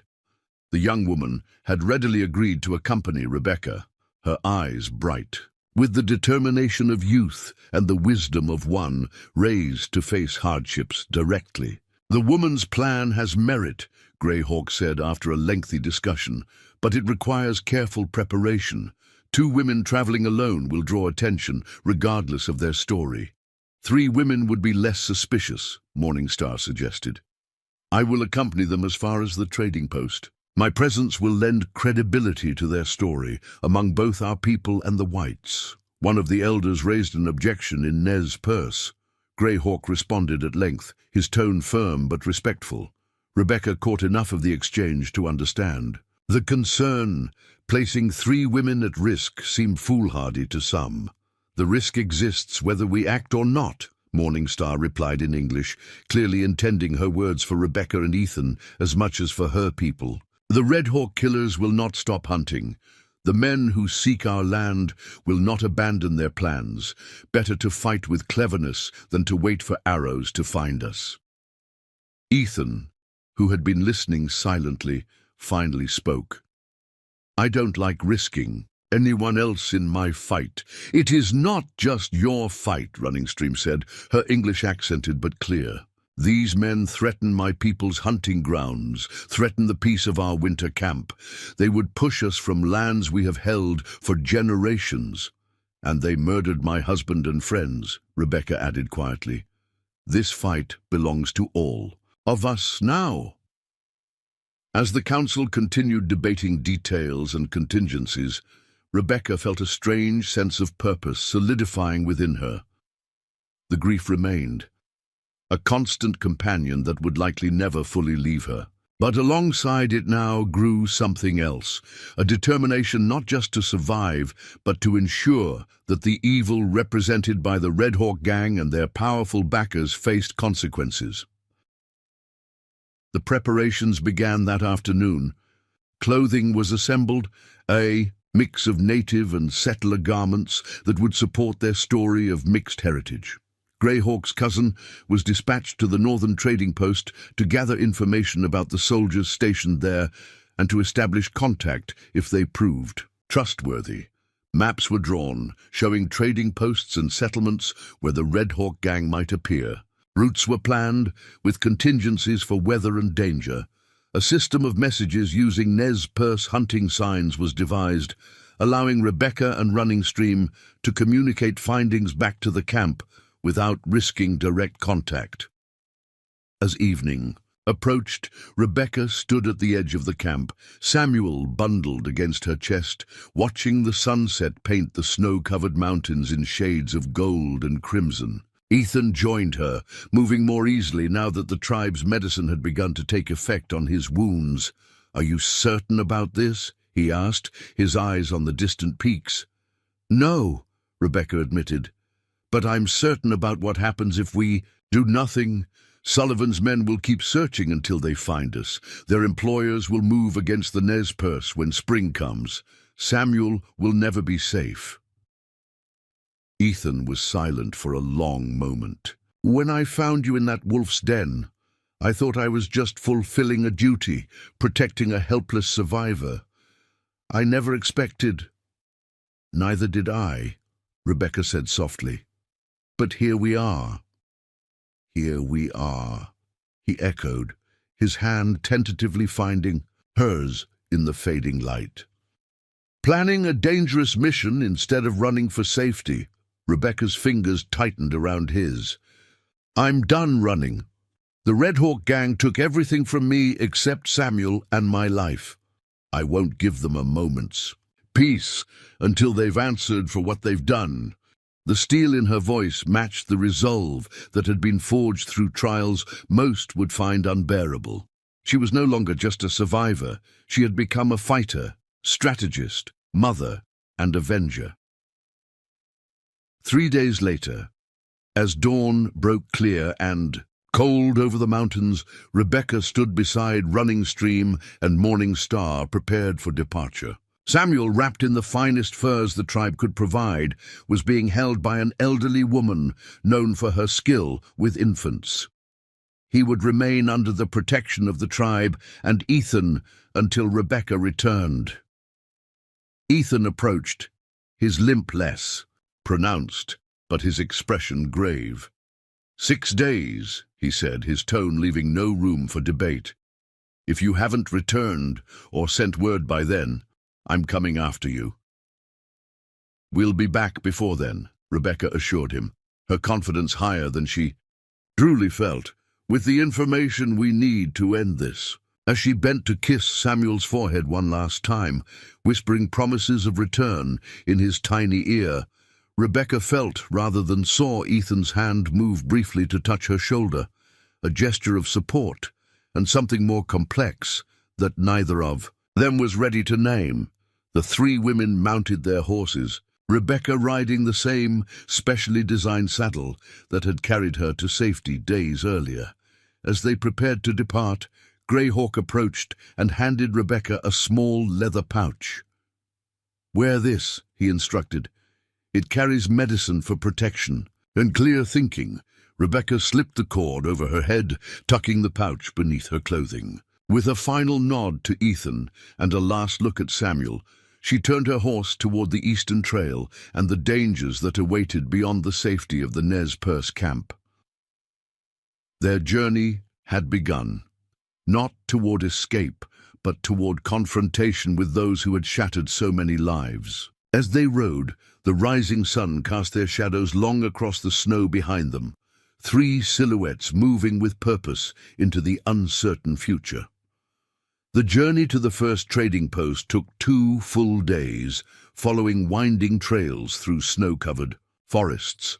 Morning Star led the way, her knowledge of the landscape proving invaluable as they navigated terrain that would have confused most settlers. Rebecca rode in the middle, constantly scanning their surroundings for signs of danger, while Running Stream brought up the rear, occasionally doubling back to ensure they weren't being followed. The harsh winter climate provided both protection and peril. Few travelers ventured into the mountains during this season, reducing the chance of chance encounters with the Red Hawk gang. However, the cold itself posed a constant threat, requiring careful management of their resources and frequent stops to warm themselves. They camped the first night in a sheltered grove of pines, building a small fire that produced minimal smoke. As they huddled around the meager warmth, Rebecca found herself thinking of Samuel, wondering if he was sleeping peacefully in the Nez Perce camp, if Ethan was keeping his promise to watch over the infant. The separation carved an ache in her chest, but she pushed the pain aside, focusing instead on their mission. "Tomorrow, we reach Wilson's trading post," Morning Star said, passing a cup of pine needle tea to Rebecca. "Many eyes there, many ears. We must be careful what we say, how we move." "What should I expect?" Rebecca asked. Running Stream answered, her English improving with each conversation. "Trappers, miners who winter in mountains, some settlers, few soldiers sometimes." She adjusted the blanket around her shoulders. "Men who drink too much, men who talk too much. And that's what we need," Rebecca said thoughtfully. "Men who talk too much." Morning Star nodded approvingly. "You learn quickly, daughter of sorrow." The Shiamab title startled Rebecca, but she recognized the respect behind it. Among the Nez Perce, many names reflected life experiences rather than family connections. Daughter of Sorrow acknowledged both her losses and her strength in facing them. "When we arrive," Morning Star continued, "I will speak with Wilson, the owner. He has known me many winters. Running Stream will listen among the women who work there. You will sit quiet, watching the men who come and go." Rebecca understood the strategy. Her task was observation, identifying members of the Red Hawk gang or those who might have dealings with them. Morning Star would gather information through direct conversation, while Running Stream would collect the gossip that flowed freely among the women who cooked, cleaned, and served at such establishments. "If we are questioned," Morning Star added, "you are my niece from a mixed marriage. Your husband died in a mining accident. We traveled to Fort Walla Walla, where your mother's family lives." Rebecca committed the story to memory, adding details from her own life to make it more convincing. By the time they extinguished their small fire and settled into their bedrolls, she had constructed a complete identity for herself. Rebecca Taylor, widow of a miner named John, traveling with her Nez Perce relatives after tragedy left her alone in the world. They reached Wilson's trading post shortly after noon the following day. The outpost consisted of a main building that served as store, tavern, and gathering place, surrounded by several smaller cabins for lodging. Smoke rose from multiple chimneys, indicating a busy day despite the harsh weather. As they approached, Rebecca adjusted her appearance one final time. She wore a mixture of settler clothing and native garments, enough to suggest mixed heritage without appearing too foreign to white traders. Her dark hair, arranged in a simple braid, would pass casual inspection. In the weeks with the Nez Perce, her skin had weathered enough to make the deception plausible. 3 men lounged on the trading post's porch despite the cold, smoking pipes and watching their arrival with obvious interest. Rebecca kept her eyes downcast as Morning Star led them to the hitching post, aware that a woman traveling in winter was unusual enough to attract attention. "New faces," one of the men commented as they dismounted. "Don't often see ladies on the trail this time of year." Morning Star responded with a simple nod, helping Rebecca with her pack while Running Stream secured the horses. The men continued watching, but made no move to interfere as the women entered the trading post. The interior was warm and smoky, crowded with perhaps 15 men in various states of intoxication despite the early hour.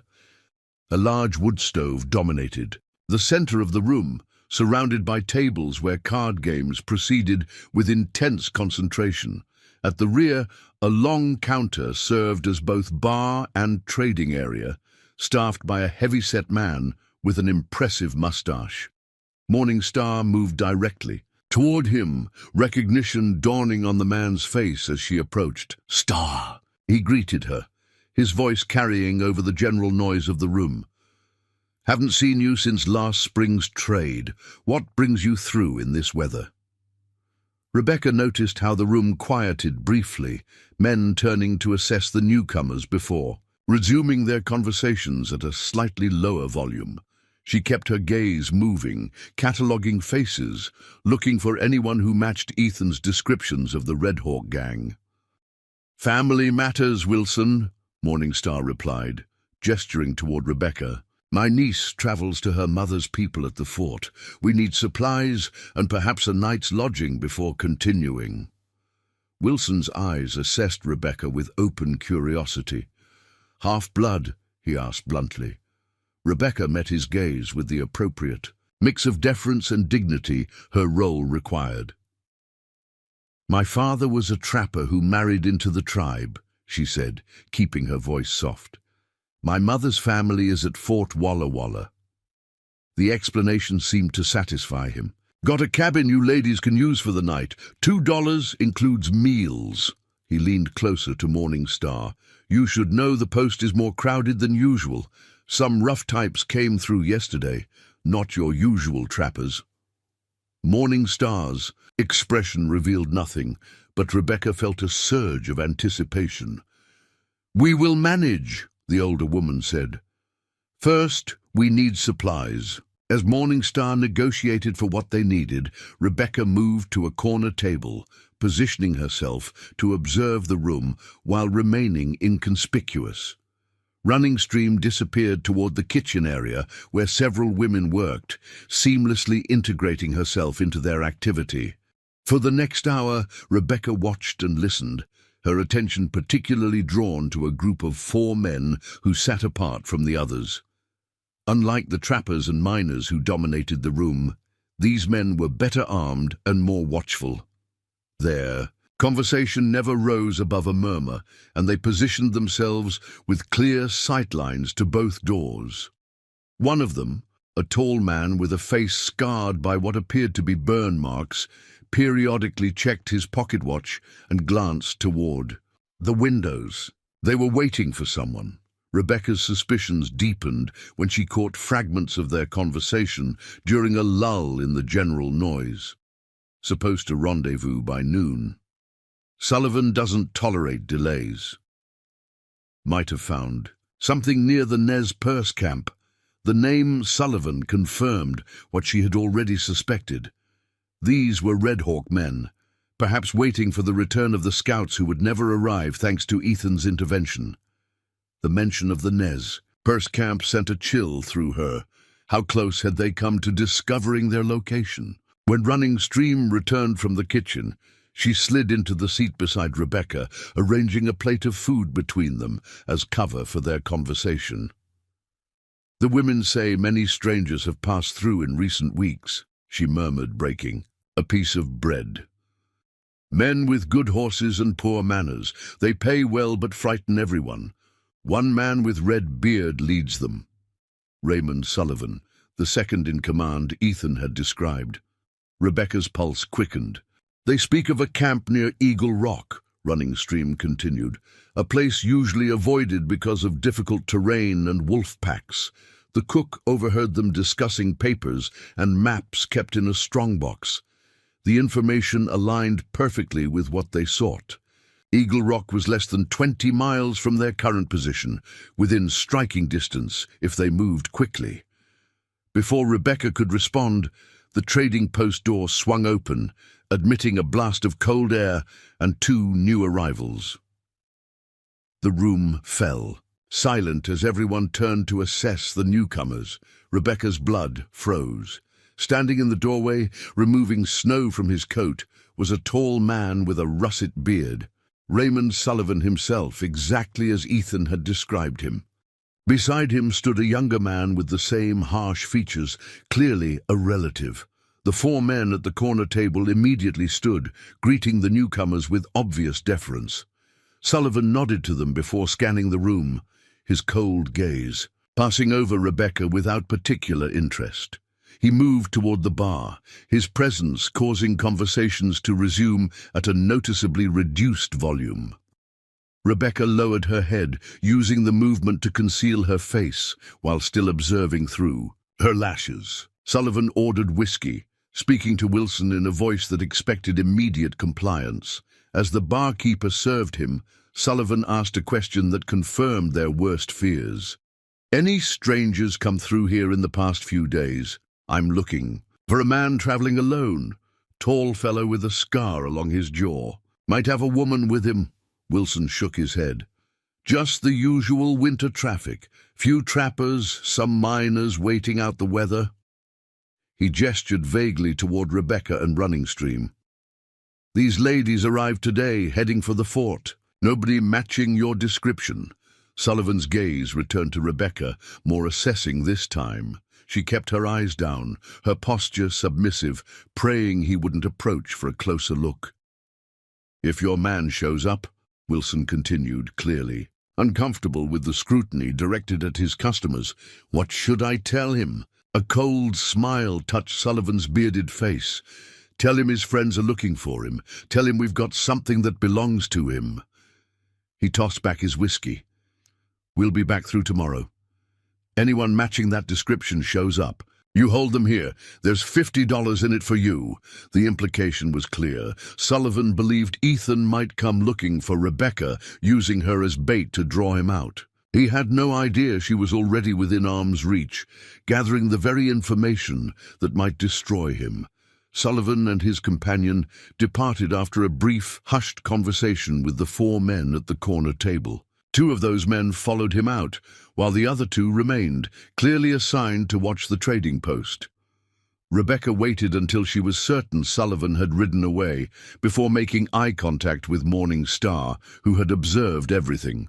From her position near the counter, a subtle nod passed between them. They had what they needed, confirmation of the gang's presence and the location of their camp.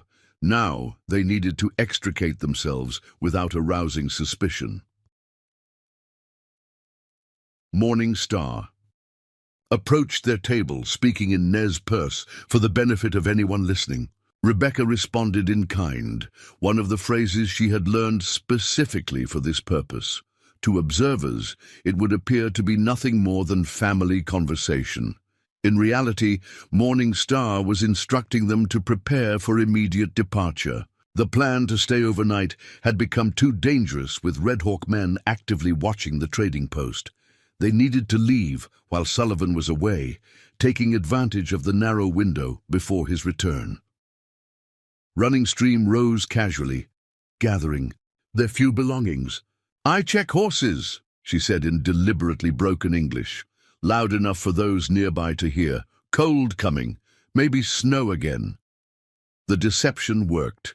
No one paid particular attention as Running Stream exited, nor when Rebecca and Morning Star completed their purchases and prepared to leave half an hour later. The two Red Hawk men remained focused on the door, watching for Ethan, not suspecting that the information they guarded was already walking out under their noses.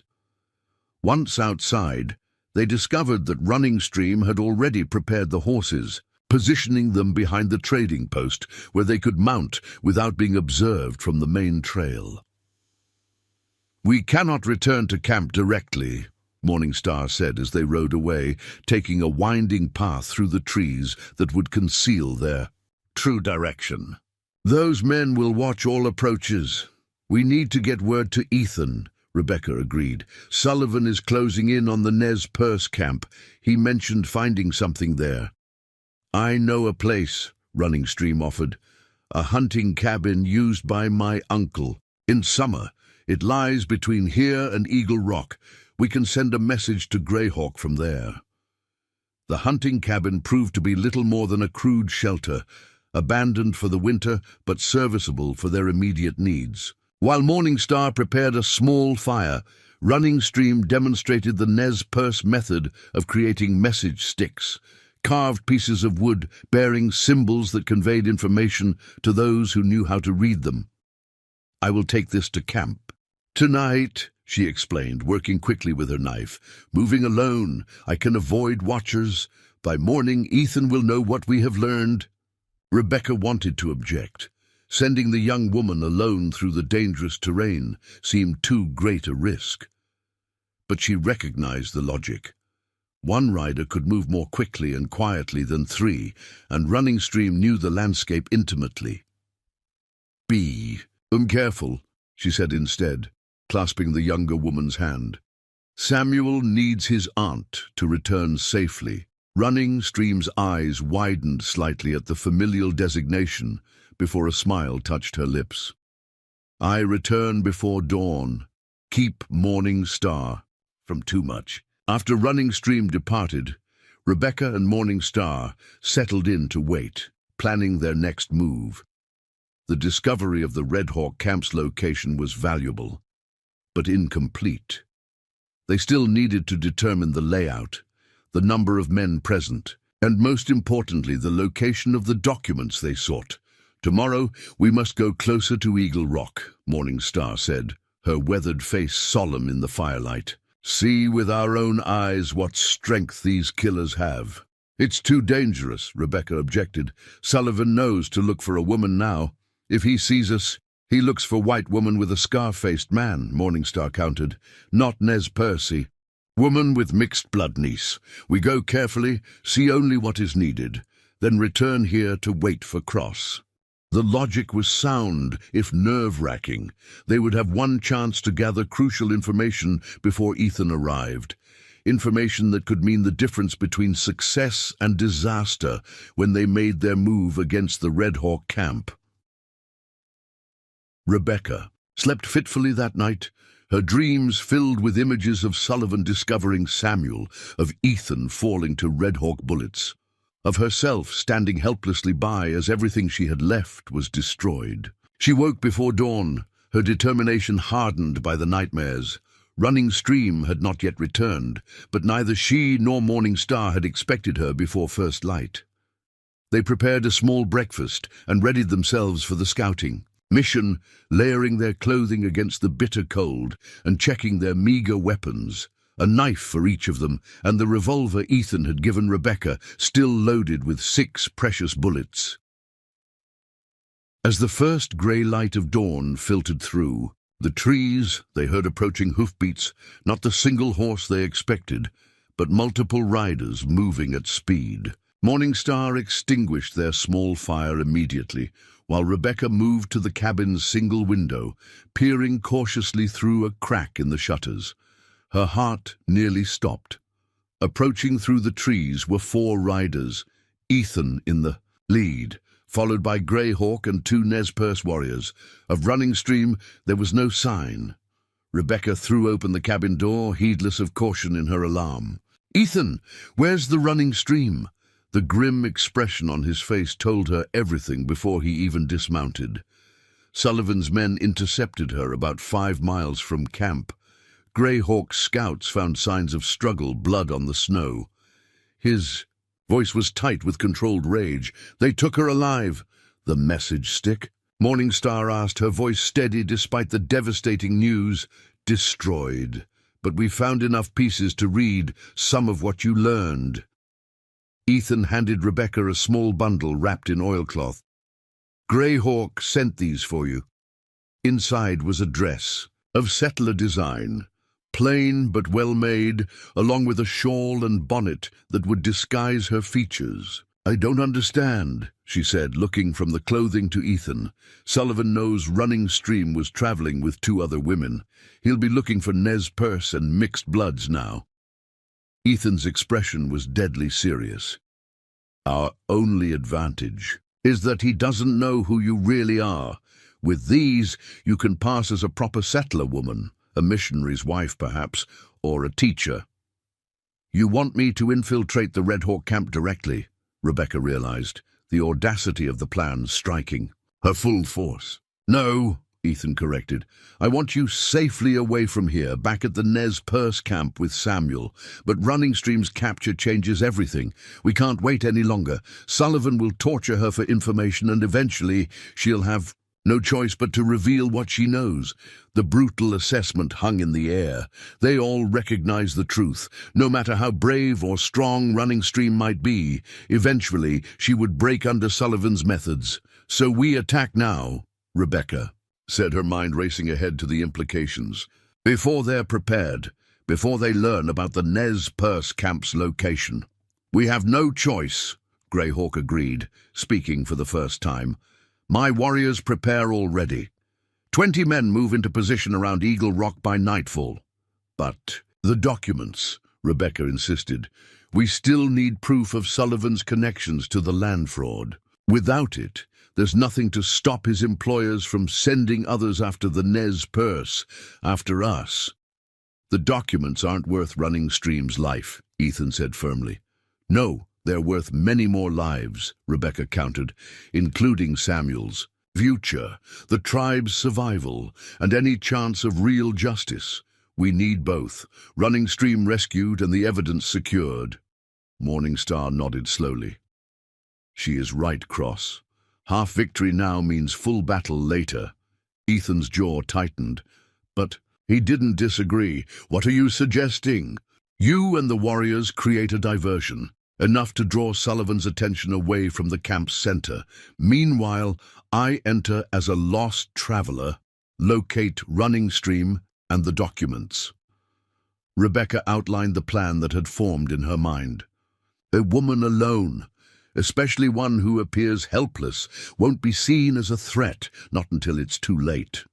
"It's too dangerous," Ethan protested, exactly as she had expected. "Less dangerous than a frontal assault that might get Running Stream killed." "In the crossfire," Rebecca argued. "You know I'm right, Ethan. This is why I came on this mission in the first place, because I can go where you can't." The debate continued as they rode toward Eagle Rock, but ultimately necessity overcame objection. By midday, concealed in a ridge overlooking the Red Hawk camp, they finalized their strategy. The camp was larger than expected, 8 cabins arranged in a rough semicircle around a central clearing, with guards posted at regular intervals. They counted at least 15 men, though there could be more inside the structures. Sullivan's personal cabin stood at the center, distinguished by its size and the 2 armed men stationed at its door. "That's where they'll keep the documents," Ethan said, studying the layout through a spyglass, "and likely Running Stream as well for questioning." "How do we get her out and find the evidence?" Greyhawk asked. Rebecca had been watching the camp's routine, noting the movement of guards, the timing of patrols. "There," she said, pointing to a small shed near Sullivan's cabin. "They're bringing water from that pump to the main cabin every hour. If I approach from the east, appearing lost and distressed, I'll be taken to Sullivan. Once inside, I can locate both the Running Stream and the documents." "And if Sullivan recognizes you from Wilson's trading post?" Ethan challenged. "He barely looked at me, and when he did, I was dressed as a half-Nez Perce woman with my face downcast. Like this," she gestured to the settler's clothing she now wore. "I'm a different person entirely." The argument continued in hushed tones, but as the afternoon waned, they had no better alternative.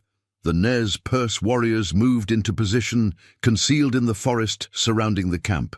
Ethan despite his still healing injuries, would lead. One group to create a distraction on the camp's western edge once Rebecca was inside.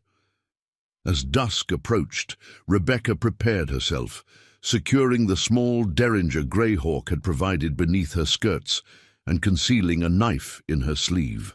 The larger revolver would be too difficult to hide in her current attire. "If anything goes wrong," Ethan said, gripping her shoulders with an intensity that betrayed his concern, "forget the documents. Just get running stream and yourself out. We'll be waiting at the eastern perimeter." Rebecca nodded, though in her heart she had already decided she would not leave without the evidence they needed. Too much depended on it. Samuel's future, justice for William and the Wagon train families. "Security for the Nez Perce. Be careful," she said, allowing herself a moment of vulnerability. "Samuel needs you to return too." Something flashed in Ethan's eyes, surprise perhaps, or recognition of what she was really saying. Without warning, he pulled her close, his lips finding hers in a brief, fierce kiss. "We finish this tonight," he said, as they separated. "All of it." Before she could respond, he was gone, moving silently through the trees toward his position. Rebecca touched her fingers to her lips, momentarily stunned, before the gravity of their situation reasserted itself. Adjusting her bonnet to partially shadow her face, she began the careful descent toward the Red Hawk camp, her mind focused entirely on the dangerous game ahead. By the time she reached the edge of the clearing, darkness had fallen completely, with only the camp's fires providing illumination. Taking a deep breath, Rebecca stepped into the light, her face arranged in an expression of distress and confusion. It was time to confront the monsters who had shattered so many lives, time to bring justice to the shadow of Iron Ridge Mountain. Rebecca's approach to the Red Hawk camp was met with immediate attention. 2 sentries spotted her as she stumbled from the tree line, their rifles raised until they determined she posed no obvious threat. "Please," she called, allowing her voice to break with feigned terror. "I need help. My wagon.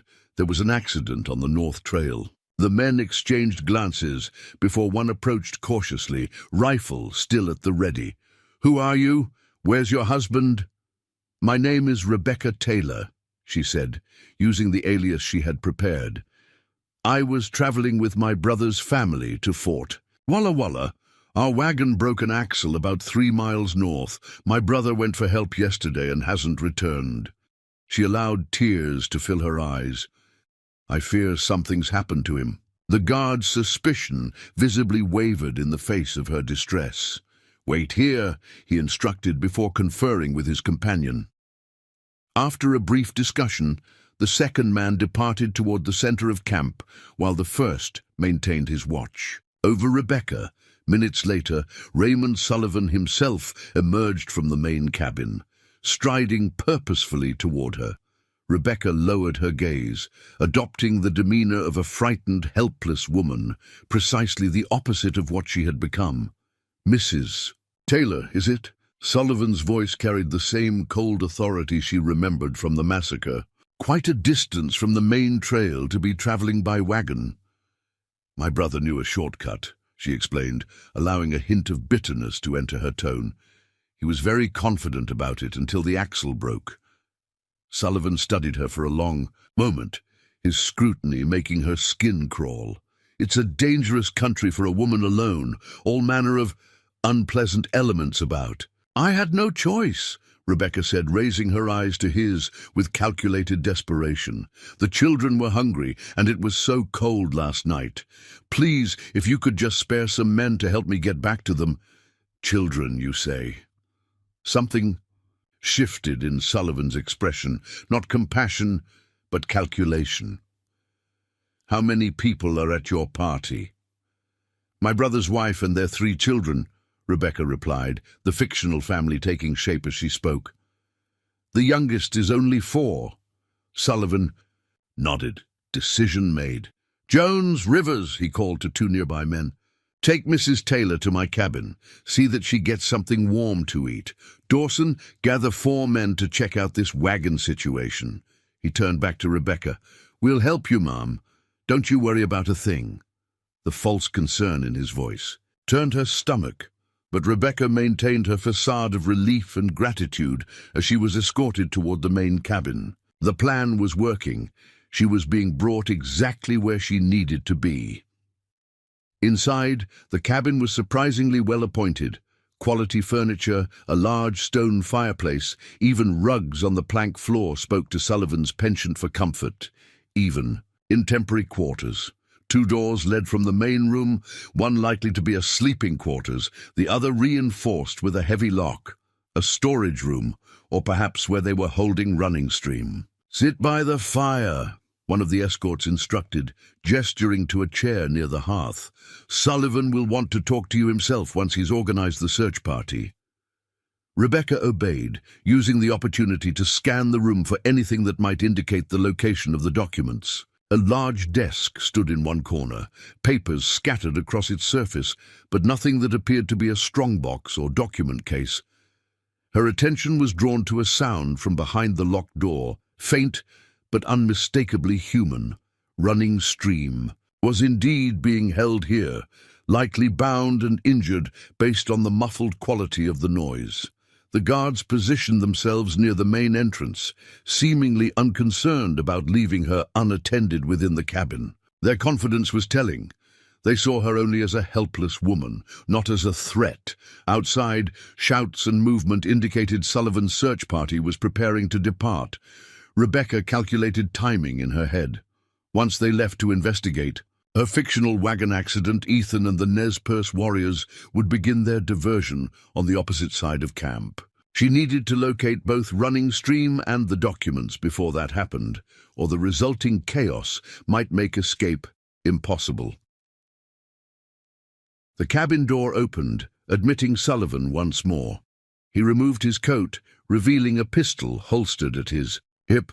"My men will check on your family," he said, pouring himself a drink from a crystal decanter. "In the meantime, perhaps you could tell me more about how you came to be on that particular trail. It's seldom used, especially in winter." The question probed for inconsistencies in her story.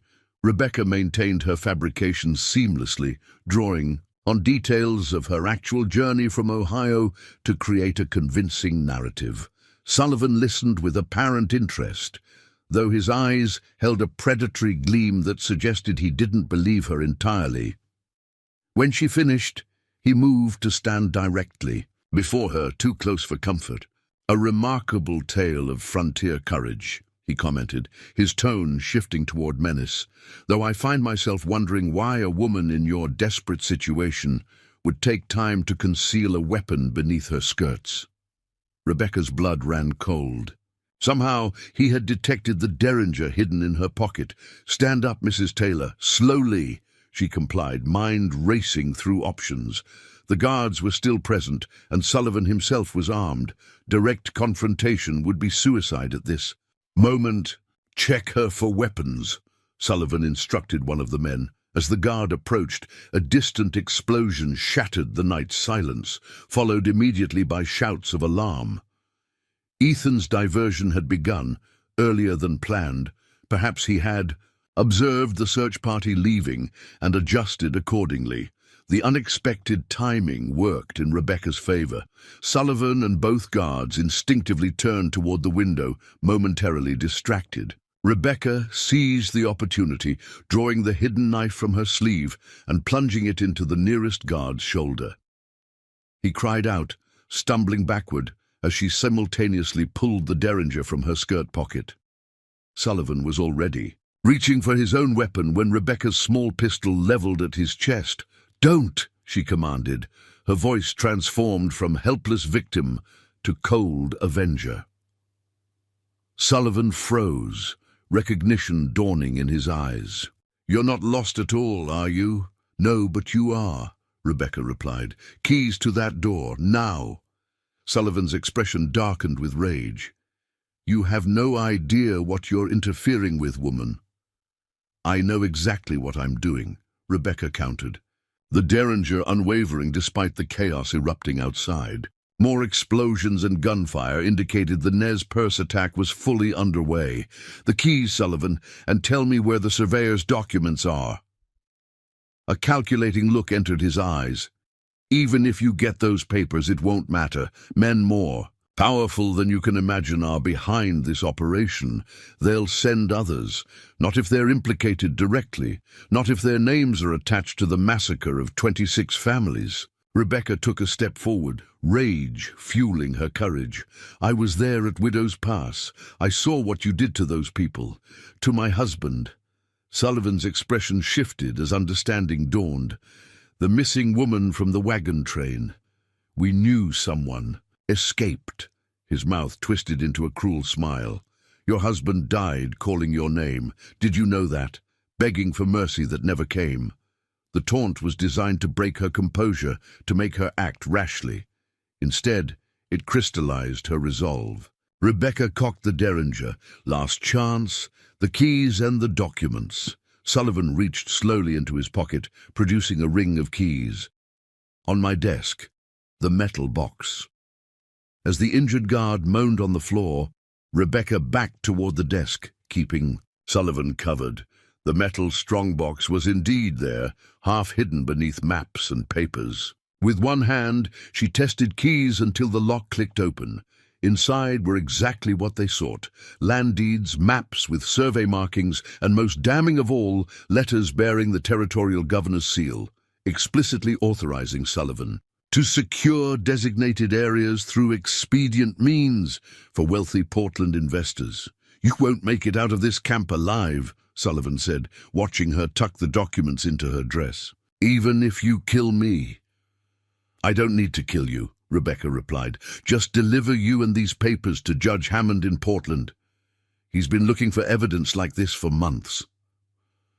Outside, the gunfire intensified. Sullivan's smirk indicated he believed his men were prevailing against the attackers. Rebecca knew better. The Nez Perce warriors were skilled fighters, and Ethan's strategy had been carefully planned. "The key to the other door," she demanded, gesturing with the Derringer. Sullivan's jaw tightened, but he indicated one of the keys on the ring she already held. "The iron one, though I doubt your native friend is in any condition to assist you." Fear for Running Stream momentarily distracted Rebecca, enough for Sullivan to lunge forward, attempting to seize the Derringer. She fired instinctively, the small caliber bullet striking his shoulder rather than his chest. He staggered but didn't fall, his greater size and strength threatening to overwhelm her as they grappled. Rebecca fought with the desperation of a woman who had lost everything once before and refused to lose again. Her knee found Sullivan's stomach, doubling him over long enough for her to break away. She scrambled to the locked door, fumbling with the key as Sullivan recovered and reached for his own weapon. The door swung open to reveal Running Stream bound to a chair, her face bruised but her eyes alert. Rebecca severed the ropes with her knife just as Sullivan raised his pistol. A shot rang out, but not from Sullivan's gun. The window behind him shattered as a bullet struck him squarely in the back. He collapsed forward, revealing Ethan Cross at the broken window, rifle still raised. "Rebecca!" His voice cut through the chaos. "This way now!" With Running Stream leaning heavily against her, Rebecca crossed to the window. Ethan helped them both through the opening just as more of Sullivan's men converged on the cabin.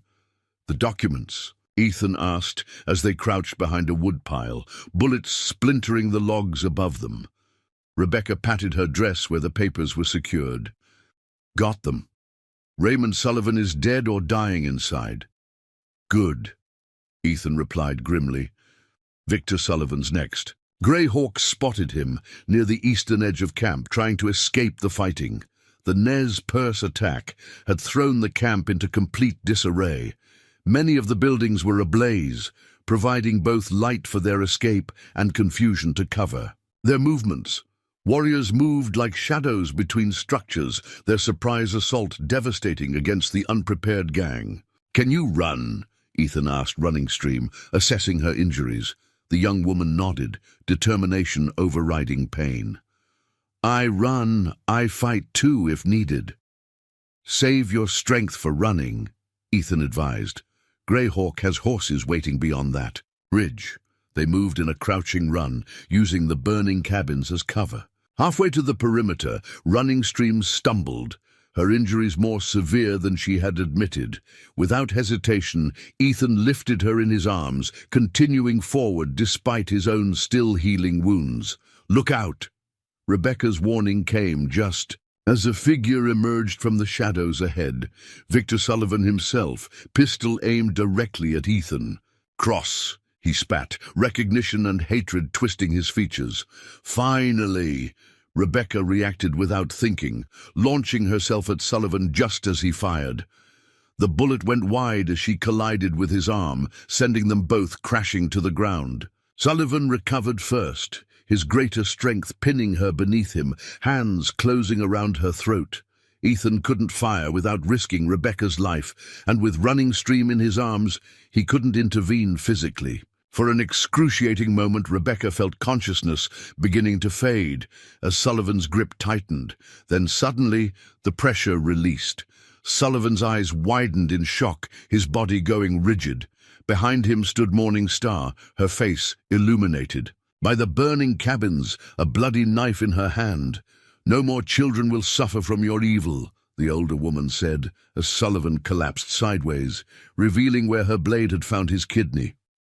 Rebecca gasped for air, accepting Morning Star's hand to regain her feet. Around them, the fighting was concluding, the remaining Red Hawk men either fleeing into the forest or surrendering to the Nez Perce warriors who now controlled the camp.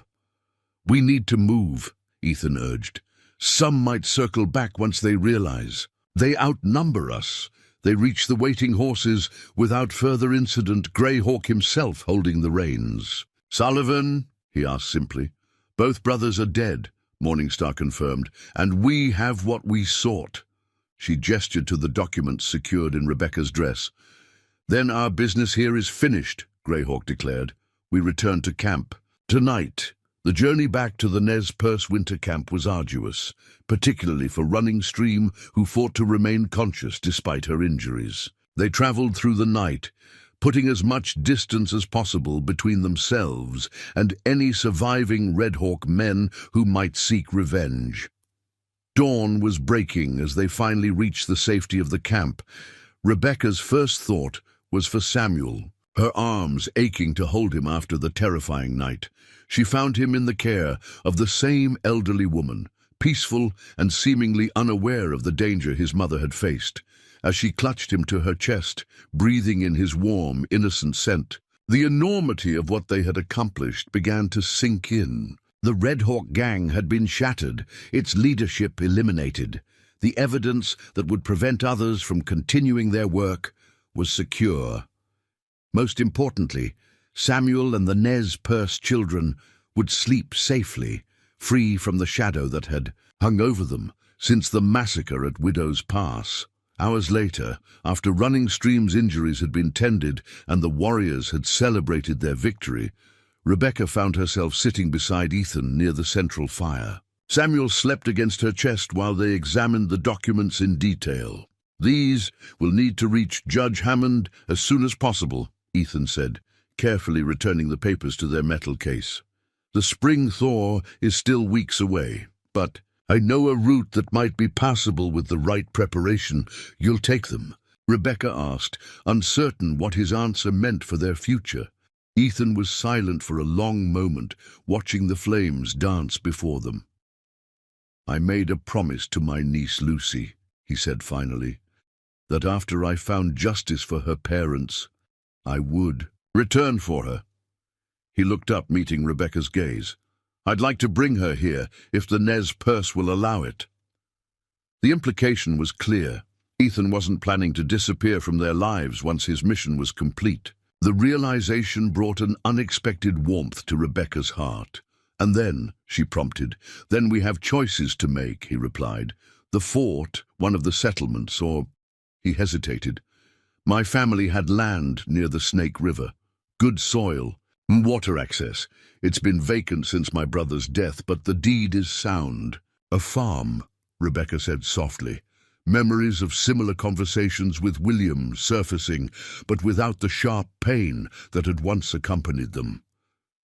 Not just a farm, Ethan corrected. A home. For Samuel, for Lucy. His hand tentatively found hers in the firelight.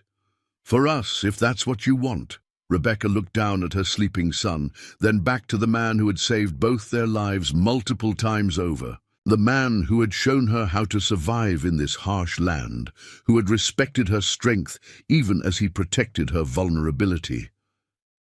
I think, she said carefully, that Samuel deserves to grow up with a father, and Lucy deserves a mother. Her fingers tightened around his. The rest we can figure out day by day. It wasn't a declaration of love, neither of them was ready for that, but it was an acknowledgement of the bond that had formed between them, forged in adversity and strengthened by shared purpose. Day by day, Ethan agreed, a rare smile softening his weathered features. 5 months later, the foothills near the Snake River hosted a small homestead taking shape against the backdrop of distant mountains. A sturdy cabin with a stone chimney stood completed, while a barn and corral remained works in progress. A vegetable garden, recently planted for the coming summer, lay in neat rows beside a small stream that provided clear, cold water year-round. Inside the cabin, Rebecca placed a loaf of fresh-baked bread on the table as Lucy, now 7, arranged plates and cups with careful precision. Samuel, crawling with determined energy, supervised from a handcrafted playpen that occupied one corner of the main room. "He's late," Lucy observed, glancing toward the window where afternoon light was beginning to soften toward evening. "Your uncle said the meeting with Judge Hammond might run long," Rebecca reminded her. "The investigation into the governor's office is complex." Ethan's journey to Portland with the Red Hawk documents had set in motion a legal earthquake that continued to reverberate through the territory. The governor had resigned in disgrace, several officials faced criminal charges, and most importantly, the fraudulent land claims against Nez Perce territory had been invalidated. The sound of approaching horses brought Lucy rushing to the door. "He's back!" Ethan dismounted in the yard, accompanied by a man Rebecca recognized as Marshal Donovan, one of the federal officers who had been instrumental in pursuing the case against Sullivan's powerful backers. "Mrs. Cross," the marshal greeted her as they entered. In the 3 months since their small ceremony at Fort Walla Walla, Rebecca was still adjusting to her new name, a symbol of the future she had rebuilt from tragedy's ashes. "Marshal," she replied, "you're just in time for supper." As the meal progressed, Ethan shared the news they had been waiting for. "The last of Sullivan's associates has been convicted," he announced. "Judge Hammond says the case is officially enclosed, so it's truly over," Rebecca said, the weight of months, years of fear finally lifting completely. "The legal proceedings, yes."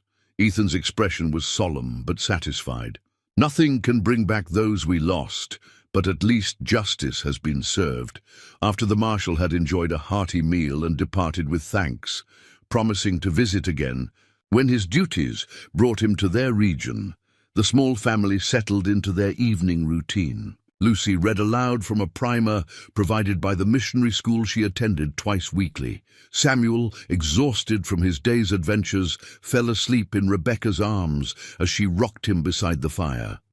Ethan watched them from his chair, his expression content in a way Rebecca had never witnessed during their first desperate days together. "Greyhawk's messenger arrived while I was in town," he said. "The tribe's summer hunt was successful. They'll winter well this year." Rebecca nodded, pleased by the news of their friend's prosperity. The Nez Perce had become family to them, with Running Stream and several other tribal members visiting regularly as they traveled between seasonal camps. He also asked if Lucy might spend some time with them next summer, Ethan continued. Running Stream has offered to teach her their traditional stories and crafts. Lucy looked up from her book, her face brightening. Could I, Aunt Rebecca? Please? The title still warmed Rebecca's heart. Lucy had adopted it naturally within weeks of joining their household, forming a bond with Rebecca that grew stronger with each passing day. Of course, she agreed. It's important to learn from those who know the land and its history. Later, as Lucy slept and Samuel had been settled in his cradle, Rebecca stepped onto the cabin's small porch, breathing in the evening air. Ethan joined her, slipping an arm around her waist with the easy familiarity that had developed between them. "Penny for your thoughts," he said quietly. Rebecca leaned into his embrace, watching as the first stars appeared above the mountains. "I was thinking about the woman who hid in that wolf's den," she replied. "How certain she was that her life had ended alongside William's." "And has it?" Ethan asked, his tone gentle. "No." Rebecca turned to face him, her hands resting lightly on his chest. "That woman died, in a way, but something new grew from what remained. Something stronger, more resilient. Like the wildflowers after a forest fire," Ethan suggested, brushing a strand of hair from her face. "Exactly like that." She smiled, the expression coming more naturally now than it had in the early days of their relationship. Life finds a way to continue, to rebuild, even after the most devastating losses. "I'm glad you found your way," Ethan said softly, drawing her closer. "We found our way," Rebecca corrected, "all of us together." As twilight deepened into night, they remained on the porch, two survivors who had navigated trauma, vengeance, and healing to create something neither had imagined possible in their darkest moments. A family built not from obligation or circumstance, but from choice and hard-won understanding. Inside the cabin, the children slept peacefully, untouched by nightmares. Outside, the mountains stood sentinel against the star-filled sky. The same mountains that had once seemed so threatening, but now formed a protective boundary around the life they had carved from tragedy. The wilderness that had nearly claimed them had become their home, its harsh lessons incorporated into their shared strength. And if new challenges arose, as they inevitably would on the frontier, they would face them together, equipped with the resilience that only those who have lost everything and rebuilt from nothing truly understand. Up next, you've got two more standout stories right on your screen. If this one hits the mark, you won't want to pass these up. Just click and check them out. And don't forget to subscribe and turn on the notification bell so you don't miss any upload from us.